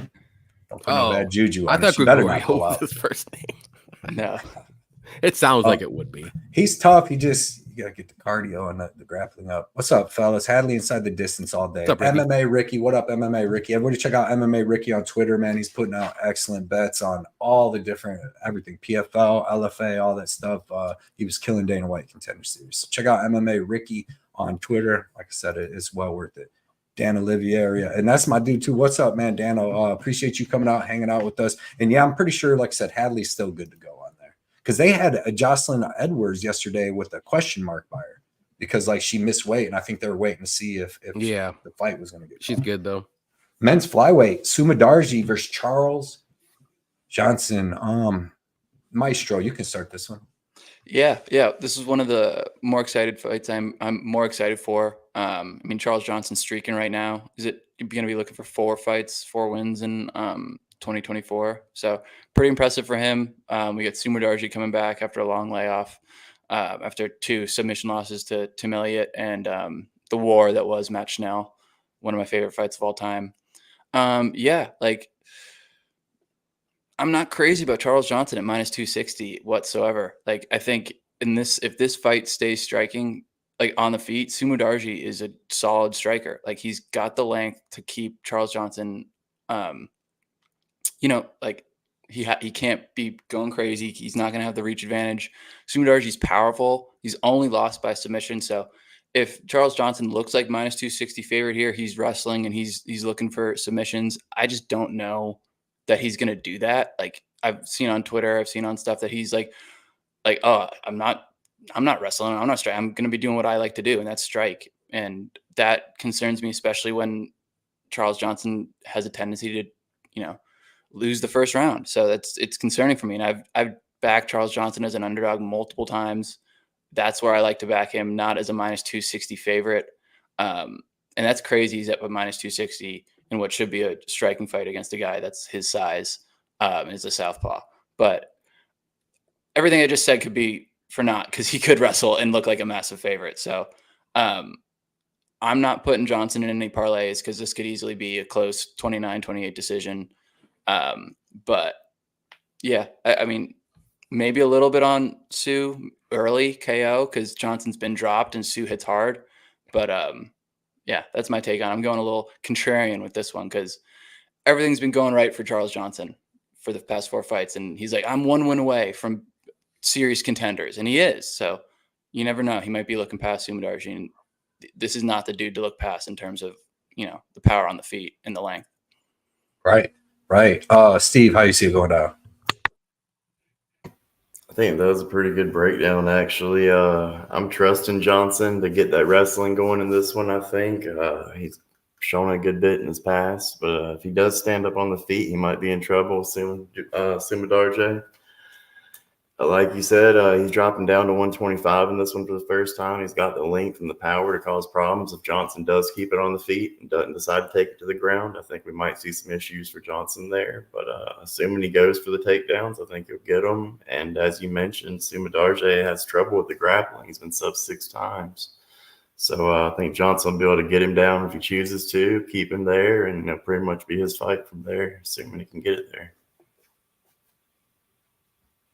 Yep, I like it. Yanni, what about you? Yeah, I'm all over Johnson here.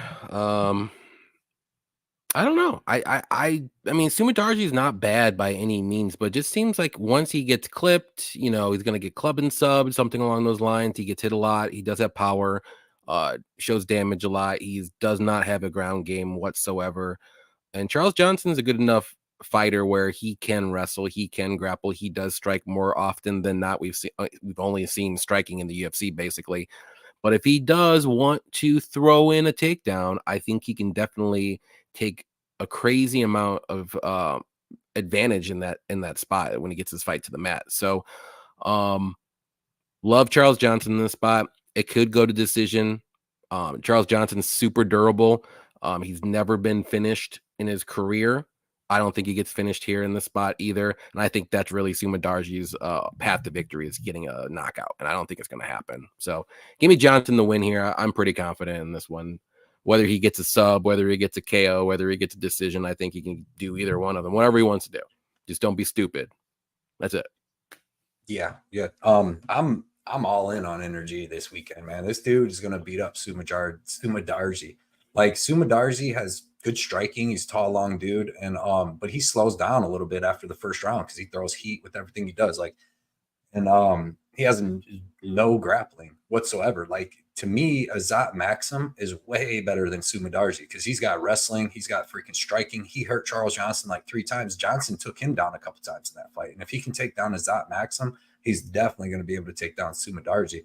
I think he comes out here and strikes for a little bit, but I think that because like Charles Johnson ain't been facing nothing but wrestlers in the UFC his whole time, so he's been training nothing but grappling. And like when he fights dudes that aren't Makayev or like other crazy grapplers that he's fought, he usually sparks them out, and he's a big dude, so he's usually able to take them down if he needs to. So I think he's able to do what he wants here.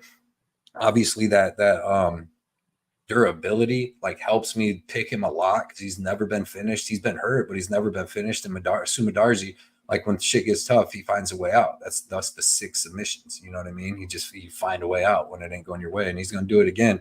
I think Charles Johnson by sub is like a great play here. Like I wish it was a little bit better than it is, and maybe it's because everyone jumped on it right away. What makes sense, when a guy's got 6 submission losses, like when he loses, he likes to lose. It's plus 300. Every that's fight, nothing. No, but every fight that dude's lost is by submission. That's freaking crazy. That's like, you know what I mean? If you're getting whoever, Jimmy Flick, whoever gets knocked out, they only lose by knockout.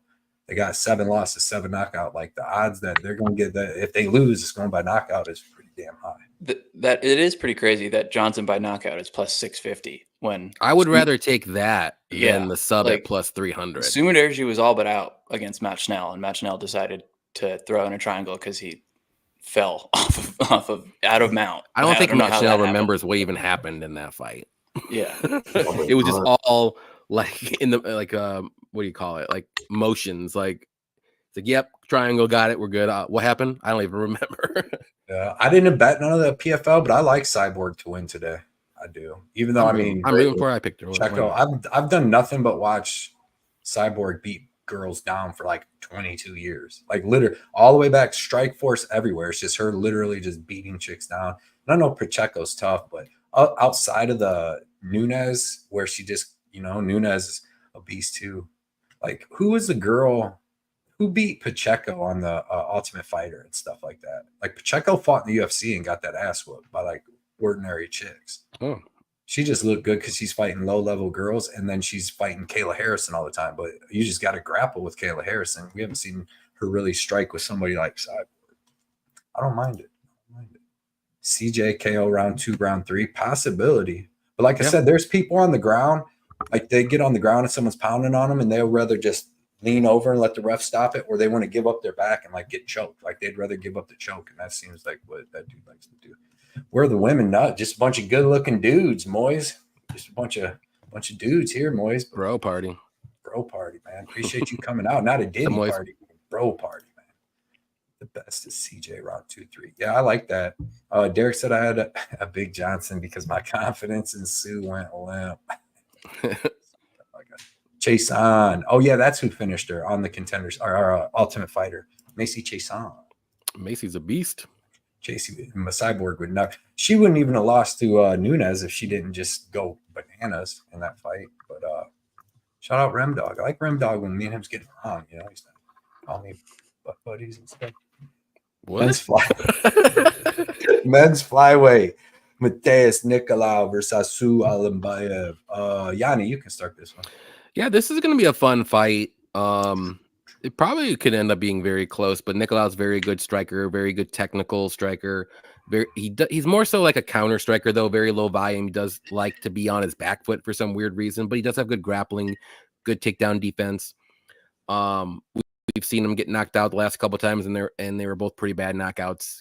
I think this last knockout was like 5 months ago, so something to look at here. But Alabayev, super well-rounded, good striking, good wrestling, good grappling, good submissions. He does have KO power. He's been using a lot of his wrestling and grappling in the UFC as of late. Very good cardio as well, and durable. Yeah, I like Alabayev here because I think he can decide where this fight's gonna go, whether he wants to go take the fight to the mat, whether he wants to keep it on the feet. I know everyone's high on Nicolao's takedown defense, but if you really go back and look at the people that are trying to take him down, they're not the greatest wrestlers. This is probably one of the better wrestlers that Nicolao's gonna face right now, and I think he can get the fight to the mat. It might take a little bit, maybe like in the second round or something like that, but on the feet, it might end up being close. But the thing with Nicola, man, is like he's super low volume. He only looks for counter shots. And once he does try to be a little bit aggressive, he gets knocked out. Every freaking the last 2 times it happened, he tried to be aggressive. He got kneed by Royval. He tried to be aggressive. He got KO'd. I don't remember the other guy, but he got KO'd again. So Alex Perez. So I mean, I don't know what he's going to come and look like in this fight. He might be a little bit more tentative. He might be like waiting for the counter like he always does. So to me, it's hard for him to win a decision because it's so close, and the judges are going to see him just like very low volume, looking for counter shots, maybe get takedowns here and there. So I'm going with Alabayev. I'm going to say this fight probably goes to decision, but man, if there's a finish too, I'm going to go with Alabayev by KO. I think that's a good spot, whether it's going to be ground and pound, whether it's on the feet. But I don't think Alabayev subs Nicola. Like that would shock me, but going with Alabayev to win this one. Very nice. Very nice. Maestro, how you see it going down? Yeah, man. I think this is a lot closer of a fight than the odds would indicate. Nicola, like Johnny said, he's a counter striker, and you can't really be a great counter striker if you don't have a chin. And that's definitely concerning. Asu doesn't have, the best pop in his hands or the best striking. He's only got 3 knockouts, but he definitely swings hard.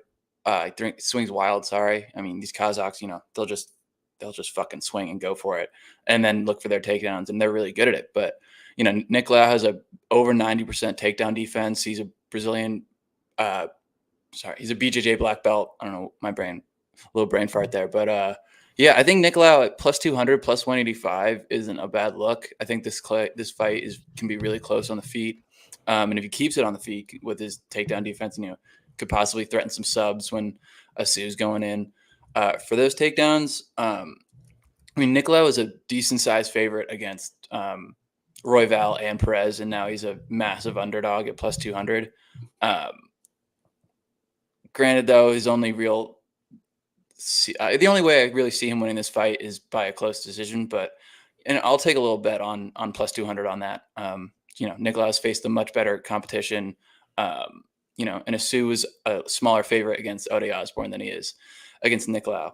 And Nicola has fought the much better competition, those 2 last knockouts were crazy. Like a knee from Royval that knee would have knocked out almost anybody. Mm-hmm. And that counter from Perez was clean.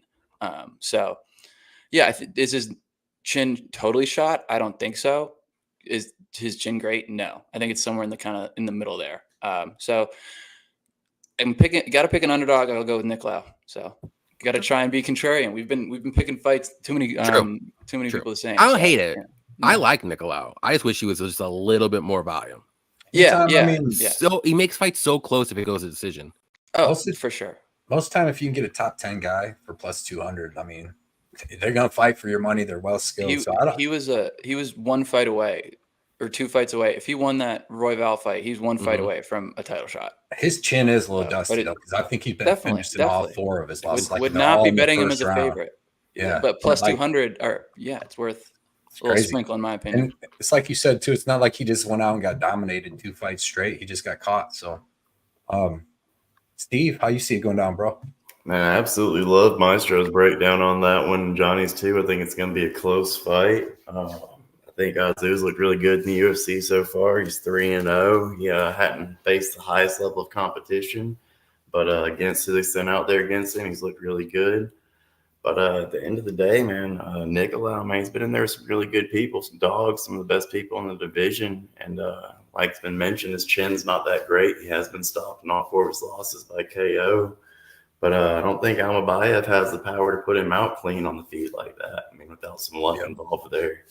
I think Nicola, as long as he has a little bit of volume in that striking, he can squeak out a close decision in this one. That's actually a bet I took. I placed a little sprinkle on a Nicola by decision and on the split decision as well. There you go. I don't mind it. I don't mind that at all. What is that? What were the out? odds? Yeah. What were the odds on that split? Let me.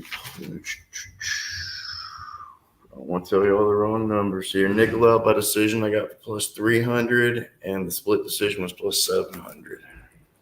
Wow. Okay. It was earlier in the week. That's freaking nice. That's very nice. This fight could go to split decision for sure. I'm going like this fight's tough as hell to call. I stayed away from it from a betting standpoint. I'm picking Azu just because I like the grappling upside. And I know that, like they said, Nicola has like a 90% takedown defense, but it's against lower level grapplers than Azu. Even though, like, I mean, he was in there with Tim Elliott, but Tim Elliott, for some reason in that fight, barely tried to grapple him. Like Mateus Nicolau, bro, if you're betting him, you're going to be going the whole fucking time. Do something. Like, do something. All he does is run around the fucking outside. He'll even get a good angle on a guy, and then he just runs, bro, and he doesn't never throw nothing. And then sometimes when he does, he'll connect and land decent and, like, hurt the guy like he did Dvorak and all them. But all this split, like, I thought Dvorak won that fight. Tim Elliott was close to winning that fight. Manel Cape, but, like, this dude could have lost almost every fight in the UFC. I think Cape won that besides Matt Schnell because he knocked him out. But he fights so close. But like the thing is with Azu is going to be pressuring him the whole time. So even if Azu isn't landing the takedowns, he's still going to be pushing him up against the cage, landing shots. And I think he's going to land takedowns. I think Azu lands takedowns on every fighter he fights in the UFC. You know what I mean? Maybe even like Pantoja. I've seen Pantoja get out wrestled by Askarov. Yeah, man, I just got to go with Azu for volume. As long as he doesn't get knocked out, which he's very durable, and Nicolau barely is knocking anybody out, I think Azu is just going to throw so much more volume. I think he does land some takedowns. He needs to stay safe, though, because Nicolau is good on the ground, too, as far as jiu-jitsu and all that stuff. But I'm taking Azu, but I didn't bet it. It's going to be so close. Like, I mean, not so close, but it could play out very, very close just because of Nicolau's style and he runs. It's not even because he's like, come here, I'm going to hit you with this big counter shot, and nobody wants to throw a punch like Derek Lewis and Ngannou. It's just like Nicolau just runs, so you fucking can't do nothing. I've seen him fight like Dvorak and somebody else where they just like stood in the center of the ring and was like, come on, dude, fucking fight. It might even have been Perez or somebody, but give me Azu. Not totally confident, but I do think he gets the win.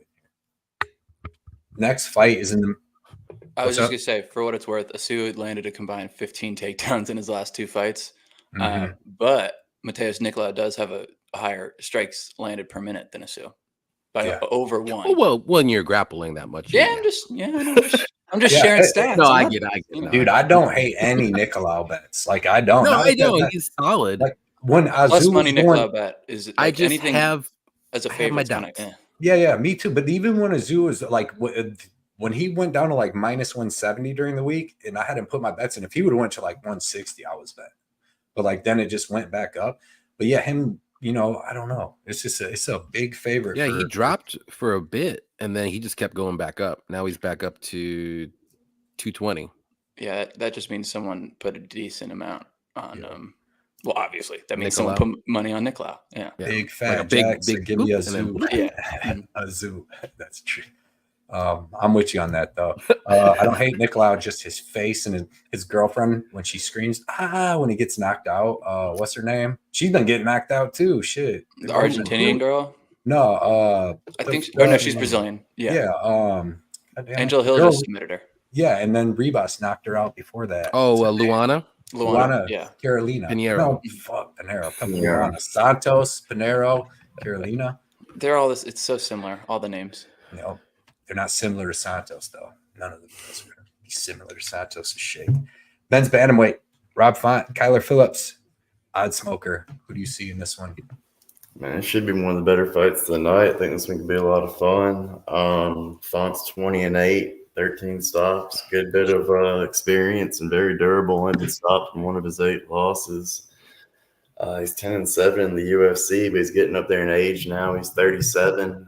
He's dropped 4 of his last 5, and he's taken some damage in quite a few of those fights too. He's gotten beat up a good bit. Phillips, he's looked pretty solid in the UFC, 6-1, won his last 3. Only loss was by a majority decision. He's 8 years younger, and pretty much sweeps the numbers there. I think as long as he can avoid the early threat from Font, like we saw him catch Adrian Yanez early in Miami a few fights back, I think he'll be able to pretty much take this one over and coast along to a decision, potentially late stoppage. I like it. I like that one. Maestro, how you see it going down? Yeah. I think this is a Kyler Phillips spot. He opened up as a -225 favorite, and about 10 days ago, he got steamed down to, to what he was at -450. Now he's -600, which is crazy. Just today, he got steamed even more. That's crazy. He's in all the parlays. But I think Kyler's super dynamic on the feet. He's a great grappler, has serious submissions. I love that he's out of the MMA lab down in Arizona. They're on all the good juice. Rob Font has not, I'm a New England guy, so I love repping, a New England fighter, but he just has not looked great. He's a boxer. He can't defend takedowns. I think this is a spot where Phillips could put him away for the first time in his career. I honestly think he's getting old, and it sucks because it's really fun to watch him win, especially when I had a bet on him on Adrian Yanez. But this isn't Adrian Yanez. Like, Kyler Phillips is dynamic on the feet. He's got serious kicks. His cardio can wane in the third, but I think Kyler can really style on Font on the feet just from distance, and being the quicker guy, get on the inside when he's light on his feet, and Font likes to throw out that jab. It can be lazy at times, and he's just kind of plotty, and his legs are there to be hit. And I think Kyler gets to the legs early, slows him down, and then just kind of pieces him up on the feet, and either gets a standing TKO or maybe Font tries to shoot a takedown, and Kyler can snatch up his neck or something. But I got Kyler Phillips at +215 inside the distance. I think that's not a bad spot. Not putting anything huge on it, but I think, it's one way to attack a -600 favorite. Like, I understand that Font's super durable, but he's 38 years old now, 37, sorry. And Cheeto Vera had every opportunity to finish that fight, and he's an idiot that likes to look at his work, and should have finished him. So, yeah, I like Kyler Phillips inside the distance here. Get himself a main card, main event later in 2025. I like that. Nice. Yeah, he's a beast. Johnny, how you see it going down? Yeah, I'm on Phillips here. He should win this fight. I will say I do have a little bit of a red flag for Phillips. It's just the third round for me. He does slow down a little bit. If he doesn't put away Font in rounds 1 or 2, Font will be there in round 3. Like, he's got cardio, he's durable. He'll be the one pushing a pace, and he's probably going to want to try to get him out of there in round 3, because I see Phillips winning rounds 1 and 2 probably at a very high clip. But Font, I think he actually can win round 3 at a high clip too. So I'm saying this fight goes to decision, but I think Phillips is going to be the more dynamic striker. Like everyone said, he's going to have the better grappling for sure. He can probably take down Font and keep him down for a whole round if he wants to. But my thing is, Phillips kind of fading with his cardio, because if he tries to do too much dynamic stuff, or maybe he tries to do a little bit too much wrestling and it doesn't work out the way he thinks it's going to, he does slow down a bit. So Phillips should win this fight more times than not, but I'm staying away. I like the overs. I know a lot of money is coming on the unders, and a lot of people are thinking Kyler's going to get this one done. I think if he does get this one done, it's probably going to be by submission. I don't think he's going to be able to knock out Font by any means. I know he, like I said, dynamic. He's got good kicks, but I don't know if he has that like Marlon Vera Cheeto power, if you want to say, to knock him down like he did. And he was still able to get back up, even though Cheeto probably should have finished him, but he still was able to get back up, and he looked like hell, but he's super durable and he's tough. I know he's old, but I think he holds air, survives the 2 rounds, and third round should be fun. We'll see what happens. So Give me Phillips to win by decision. That's my play. Yeah, great breakdowns. Like you guys said, Rob Font, boxer, good boxing, good jab, all that. But he's 37 years old. He's took so much damage lately. Like Marlon Vera rattled his brain like 5 times. Jose Aldo rattled it like 5-6 times. Who else? Oh, even Figgy hurt him. So he's just taken a lot of damage. His grapplings look terrible lately. Like Sandhagen just completely destroyed him. I know he's short notice and all that, but like Kyler Phillips is going to be explosive.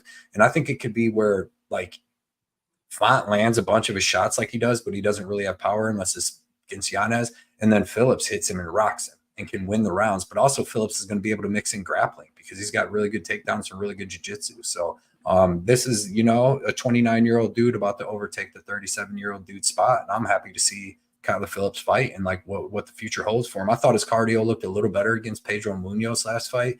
Against Barcelos, it was tough because Barcelos and Munoz are tough because you can't take them dudes down, man. You just got to strike with them. Nobody's taking Barcelos down and nobody's really taking Munoz down. His jiu-jitsu is so good. He's the only one that finished Rob Font, but that was like club and stuff. But yep.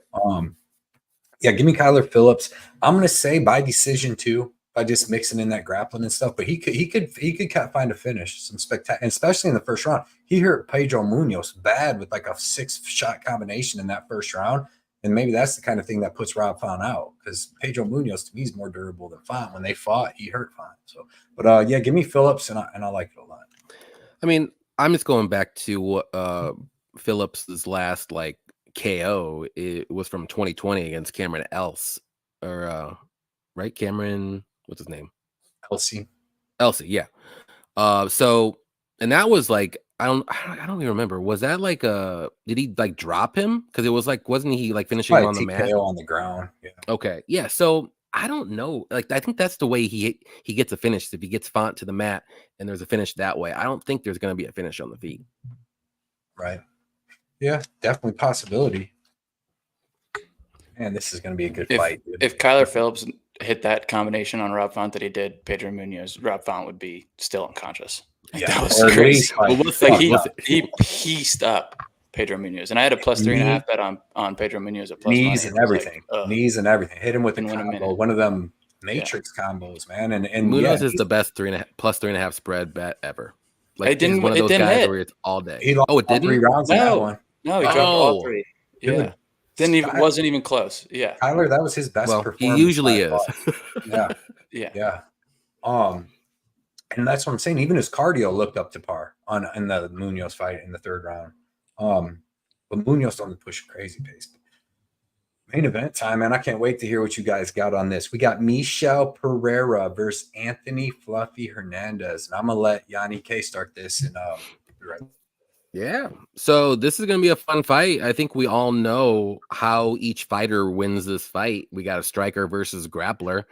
Michelle obviously is going to be the better striker. He's going to want to keep it on the feet. He's very dynamic, very explosive, very quick, stays at range. He circles the cage very well. And he's just wild and unpredictable at times. He's looking very good at middleweight too. At welterweight, he looked good in the first round and then he slowed down. We really haven't got to see him past round 1 in middleweight yet, but it just seems like he's just a little bit quicker than all of his opponents so far, probably because he was already quick at welterweight. He's going to be way quicker at middleweight. But Hernandez is a very good grappler. His game is get this fight to the mat, I'll grapple you, wear you down. He's got very good cardio, very good takedowns. His striking is okay. It's not terrible, but his bread and butter is the grappling. And so whoever you pick here is gonna each fighter is going to look minus 500 whoever wins. I know it's close to a pick 'em now, but I'm going on the Michelle side. I think he can get Fluffy out of there. We've seen Fluffy get hurt to the body before. Pereira's done that before. I just think Pereira has that special speed where he can just mix in a knee. He can mix in an elbow. He can do a jumping, spinning attack where it lands on Fluffy. But Fluffy's pretty durable. But just with the body, we've seen, him get hit with a couple body shots that were rough for him, and he got KO'd by like Kevin Holland. So, I think Pereira is more explosive than Kevin Holland. Obviously a better striker, I think personally, but if Hernandez does get that grappling going, Pereira is pretty good on the mat. He's got good grappling, but he's not going to be able to last like 5 rounds that Fluffy can last. So eventually, if this fight gets later, it's probably going to be Fluffy. If this fight ends early, it's probably going to be Pereira. So I'm just going to go on the side with Pereira. He's been in a little groove. I know both guys actually have been in a little groove too. So we'll see what happens. Don't blame anybody. This is like a 50-50 fight. I think it's 50-50, but one fighter is going to look 500. So give me Pereira to win by KO in the first couple rounds. Maestro, how you see it? Yeah, man. So I mentioned at the top of the show, this is one of my favorite Apex main event fights this year. And I'm going with cannabis and cardio. I'm going with Darces and dabs. I'm going with Fluffy Hernandez, baby. I think, yes. Can he be hurt to the body? Yes. We've seen that multiple times in his fights. But Anthony Hernandez and DDP are the two dudes you do not want to see in a 5-round fight. They are going to wear you down. They're going to weaponize their cardio and make it suck. So unless like Michel Pereira plus 127, like he's only winning in the first round, in my opinion. Like I think that in the first couple minutes, even just because Fluffy's game is to get you tired, and it's not even to wear you out in the second and third round. Like he has you tired after the first round. Like you are gasping for air. Like the dude had, what's his name? The Iron Turtle backing up the entire fight in their fight, and had him gassed out in the second round. And that's exactly what the Iron Turtle wants to do to you: is pressure you, wear you out. And so I just think the Fluffy, I can't trust Michel Pereira. He's kind of an idiot. Like what happens if he does a backflip and lands on Anthony Hernandez? That was years ago. That was years ago. It was his last fight. He did it in his last fight against Igor. It was years but ago. That's a main event. They're not going to be like, oh yeah, let it go. They'll stop that and be like, that's a point. Or what if Hernandez gets kneed and he's like, oh, I can't fight. That's a win for Hernandez. I just think Pereira has continued to show that he's going to dance. He's going to wear out his cardio. And I think Hernandez is going to make him work from the jump. And I think Hernandez's striking is underrated. I think Pereira definitely has that advantage. And he's definitely weak to the body. We've seen that. People have highlighted that all week, but it's not easy to get a liver shot KO. It's not necessarily easy to get a body kick KO. Like Kevin Holland caught him early. That was a mouthful, but yeah. So I like Anthony here. I like him in rounds 2. I like him in rounds 3. I think he finishes inside the distance at a pretty high clip. And watch this fight go the distance. Everyone has one of the fighters inside it. But yeah, I think that Anthony has just the cardio that he had, like the cardio in wrestling he can get to. And I didn't like Pereira's fight against Santiago Ponzinibbio, a 40-year-old Santiago Ponzinibbio, getting him down with just picking up, like getting into a wrestling base, going double leg and picking him up against the fence. Exactly what Anthony Hernandez is going to look to do. And it's just a terrible look when you lose to Tristan Connolly, who's a lightweight. And like that just doesn't go away in my mind. So I got Anthony Hernandez when he was around minus 120 on like a Tuesday. I think Tuesday or Wednesday he was there. And yeah, I think he finishes inside the distance at a pretty high clip. So bet that as well. But it's Fluffy season, and I want to see him take him to the swamp and embarrass this roided out Pereira. Whoa. No disrespect. Someone has a personal vendetta against. No, dude, kick my ass. So, like, of course, like, dude's a freak athlete, but like, I just don't think he can keep the pace and keep the cardio. So, nothing against Michel Pereira. He can't. But he can get him out of there early. I don't know how smart he is. No, I agree with you. He can't. Yeah, but he can get him out of there early. And he's definitely not fucking 29 years old or whatever he is. It says 31. He's 37. I know 37-year-old. I see one. That's a Jose Aldo age where you're like, yeah, I'm 31. Yeah, he's already been a blacksmith. He was like a dance teacher in Japan and all that, and he came to the UFC when he's like 27. He's athletic as fuck, though. I'll tell you that. That man's lived 12 lives for being fucking 30. He's a time traveler. Time's gonna lose tonight. Steve, how do you see that? How do you see this fight going down? Man, I think both these guys have had some great breakdowns. I think it's going to be a very close fight, and it's really going to come down to who can establish your game first. I think Pereira is going to obviously be the more successful if he can stay upright, keep it on the feet, and keep it standing. Hernandez is going to be chasing those submissions. That's what he does. Bread and butter. He's going to be looking for it early, I believe. I'm going with Pereira. I'm leaning with the striking. I think he can catch Hernandez sometime in that first round or two. But as these guys mentioned, if he doesn't find that early stoppage, I think this becomes probably Hernandez's fight the longer it goes.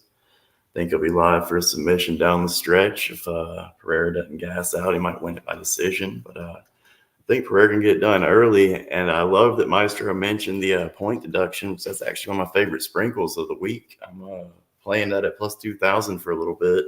There you go. Because Pereira is very live to get a point deducted from him. I know we don't see that very often these days. Referees are pretty lax as far as fouls go. They'll let you get away with quite a bit often. Yeah. But he mentioned it's a main event spot. It's a big spot. So, I mean, if he gets reckless throwing, the back flip or, something like that, I think it's the spot where they could very well take a point from him for it. So I thought that was worth a sprinkle for this fight. But I'm going with Pereira. I think he gets the knockout early. Nice. So 2 for Pereira, 1 for Hernandez. Dude, I went back and forth on this fight, and at the beginning of it, honestly, going into tape study, I was on Pereira because I'm like, this fucking dude's so big, so explosive, and all that. And then you watch his tape study, like you got to go back to 170 to really watch him get some fights because he's just been exploding on these dudes at 185. But the dudes he's exploding on at 185, are Ihor Potieria and Mikhail Olenjacek and people that Hernandez would drown too. He would drown freaking Petrosky. But he looked good in that. But then I go watch him fight like Nico Price. And I get it that he's not cutting near as much weight now, so he may have all that extra cardio, but like he died after grappling for like a round and a half with Nico, and he was the one on top beating Nico up. So and that's where he did that a flying knee shit to Nico too, and then he did it to Ihor, and like I had a bet on Michelle in the last one. I'm like, damn, I hope they don't go disqualify this dude because they were like talking for a second before, but they were in Brazil, so I doubt they were going to do anything. But then I go watch Anthony Hernandez because I always was on him about like not being able to take body shots. When he got choked out by Marcus Perez, he got hit with a body shot and hurt, and then he got Anaconda choked out. Then against Iron Turtle, actually had him hurt for a little bit, and then freaking against Kevin Holland, he took one knee to the body and was done. But he's toughened up so much. I went back, you watch him fight Roman Kopylov, who hit him with all kinds of crazy body shots and freaking like head kicks and everything, big punches. And Hernandez, and I watched him in that and the Shabazian fight. When them dudes, dude, and they're just like, they're not as good as Pereira per se, but like Kopylov is up there in the striking. But Kopylov's more of like beat you down over the fight, leg kick, body kick, head, blah, blah, blah, finish you in the second or third, where Pereira's just finish you first shot he lands. So they're a little different, but they're still really good strikers like that. And he took big shots, and Hernandez would just take the shots, be like peace sign, throws up peace sign, sticks his tongue out, takes some shots. And he takes their game, but when it's time to put his game on and his game starts working, bro, nobody takes it. As soon as any of these guys, including Michel Pereira, accepts that first takedown from fucking Hernandez, it's done shortly after that because he just is constantly going for subs, constantly moving and working you. And even Kopylov was able to stop the takedowns for the most part in the first round till like right at the end. And then in the second round, he came out and he didn't even really get taken down at the end of the first round. He threw a body kick and fell. And that just gave Hernandez enough to push him up against the cage, take his back, land the take. And then he just works you from there, and he does not stop working, dude. So it's either Michel Pereira early for me in the first round and a half, or it's like Fluffy's game's going to work, right? So I'm picking Fluffy. I'm not going to be that confident and pick him and bet him. I didn't bet him because, dude, he could get smoked early. So what I did was bet the under 3.5, right? I put that with Jocelyn Edwards because I feel like one of these dudes' games is going to work in under 3.5 rounds. Either Michel Pereira is going to knock him out, and he can knock him out in the first 30 seconds, or Fluffy's going to drown him. And it's bad, dude, because you could have built up Fluffy's going to be a star, but his fight style to real MMA fans were like, this dude's a fucking savage, but some people might not like it. But you could have made Michel Pereira, and he still could be a giant star after this. But it's like, bro, this is not the fight because Fluffy Hernandez steals people's souls, dude. Like he beats you down, and then fucking what happened? PFL? Oh yeah, Rafion Stotts just won in the third round by a sub after getting dropped multiple times in the first, and was probably going to win a very close 29-28 decision, but got it done against this Brazilian. What was he? He was a minus 600 favorite. I would say like 400, 500, yeah. Yeah. He was minus 650, and he got teed up on the feet in the first round and dug deep. So good for him. But that was, I do not believe in Stotts, to be honest. Dude, he's good. He's actually good. I don't think he's that good. Not minus 650. Doesn't have a chin in striking, but Dude, he was on bottom in the third round, and and then he sweeps him and then finds the choke. So good on him. But that was it looked close. like he was about to be losing. Yeah. Yeah. Herc MMA, that man is at least 43. Pereira. He ain't lying. He ain't lying. Hey, 43. Big Come on, time. man. What up? Big time. He said, any chance to Spain versus Lane goes over 1-5? There is if Lane grapples, but I don't Lane has think to get so, a takedown and because survive round 1. yeah, he can take him down and maybe get some time in the first round and survive. But I believe if he comes out in the second round like he did against Denise and can't get a takedown right away, he's getting knocked out. So and over 1.5 at plus 185 at that fight. No thanks. Oh, need better odds. Yep. Thank you for the dono, man. Shout out Big Time. This show is brought to you by Big Time, man. Appreciate it. Sir. Dude, Don, Cucumber Dex. What is up, dog? How you been, man? He's been out in Alaska and stuff, so he hasn't even had reception and stuff. Said, hey, Cody and Johnny, long time. Let's go, man. Appreciate you coming out. I don't know if you got to get any bets in tonight, but I hope you hit them, and I hope everything's been good, man. Got to get out of Alaska for a little bit. It's about to get cold, ain't it? For sure. Cold. But man, appreciate you coming out and commenting, Don. Hopefully, like I said, you do great today. Big time. We got to do our parlay, 4-leg parlay. Show parlay. Did we all go on Jocelyn Edwards? Well, let's go around the room. Maestro's brain always goes to the dirty shit. You say something. Yeah. Like that. Let's go around the room. Let's go around the room. Everyone pick Maestro, one. you pick. One of their favorite plays. All right. All right. Well, then I'll put Jocelyn Edwards minus 220. Easy. Okay. Jocelyn Edwards is Jose Lynn, as we call her around here. Yes. We call her Steve, Jose. who you like? I might actually go with the under 3.5 on the main instead of a money line. Okay. Yeah, that's I like it. Yanni. Get that in there. Interesting. There's a lot of options that I like.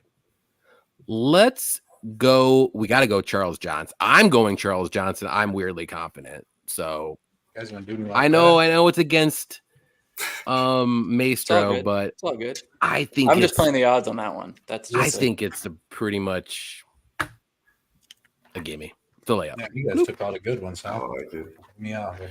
Unless you want Charles Johnson, I got another one if you want to do that. No, I mean the only other one I'm not gonna get greedy and let's hit it. I like Kyler Phillips. You know what I mean? Phillips You at don't minus need- 625. 625. Bro, you guys took the good ones, man. That's all I We gotta did take say. them all. Yep, Minus 625. Come on, Cody. that's what he is now. You could do better. Yes, you could do better. All my bets are Wait. taken. Hold on. Maybe we can shave off a little bit. How about Kyler Phillips by sub or decision? What's that? Minus 295. There you go. You like Not that? bad. That's not bad. what? You like Sub or Kyler Phillips decision? by sub or decision? You think he's gonna KO Font? No, I don't think so. I mean, I guess, yeah. But yeah. that's minus I like 295. Arlene. I like Alice Arlene too. I like Matsumoto. I like Matsumoto. I like Azu more than Matsumoto a little bit, just because I feel. What about Ardeline plus 3.5? What's Minus that 225. Minus 225. at? Yeah, I like that. I like that. Boom. Put that in. Love it. Love Plus that. 267. Damn, that's nice. Let's get that Nice. in. Dude, this was a great show with some great guests. Odd Smoker, tell everybody about you, where they can find you, everything, all your info. You can find me on Twitter, on IG, on Facebook, millions.co. We do picks, bets, graphics, working with fighters on fight gear and stuff like Great that. So graphics. get at me. And appreciate you fellas for having me on, man. Thank you. I had a great time. Appreciate No it. problem, dude. We can't wait to have you on more shows and just Yes, meet sir. up at one of these. Hopefully, they'll be back in Nashville or they'll do a Louisville or Somewhere somewhere close, close. yeah. We'll all get together. Or even Chicago. You guys have to come up this way. Definitely. Maestro, let them know about you, man. Yeah, man. You can find me on Twitter, X, Dub Club under MMA Maestro. Putting out pics, putting out content when I can. I'm gonna try and get a YouTube at some point. It's just busy times right now. But yeah, appreciate you guys having me on. Great talking it up with Odd Smoker and you boys. So yeah, appreciate it and good luck today. Yes, sir. Yep. Yeah, Cody, put Johnny that up K. in the chat so everyone can see our little Yep. bet. Johnny There K, it what is. you got to say? I got to say good luck to everybody. Don't do you dare tail my bets this week because I hate them all. Good luck Said to that everybody last in their week and he bets. swept. He hit all the bets. I think he's trying to keep all the money for himself, man. I gotta keep the good What's going vibes on? going. But good luck to everybody in their bets and their picks, and should have a fun card. And let's go. There's a good show parlay. If you don't have any bets and you want another one or whatever, there it is. I think that hits It's a easy. great I'm one. gonna put it in right now. Yep. I just want to say all these guys' links too are all in the descriptions. And I just want to shout out everybody that came out and hung out. Herc, Kalong, Don, our dude, Cucumber Deck, our boy Don, big time for the dono, supporting the show, keeping the lights on, and just everybody. MMA Ricky, AJ came out, man. It's been a minute. Let's go, What's up, man. AJ? Appreciate you coming out. Moyes Audio, Big Fat Jack, Rem Dog in the building, Action Jackson, man. Paul, everybody that came out tonight.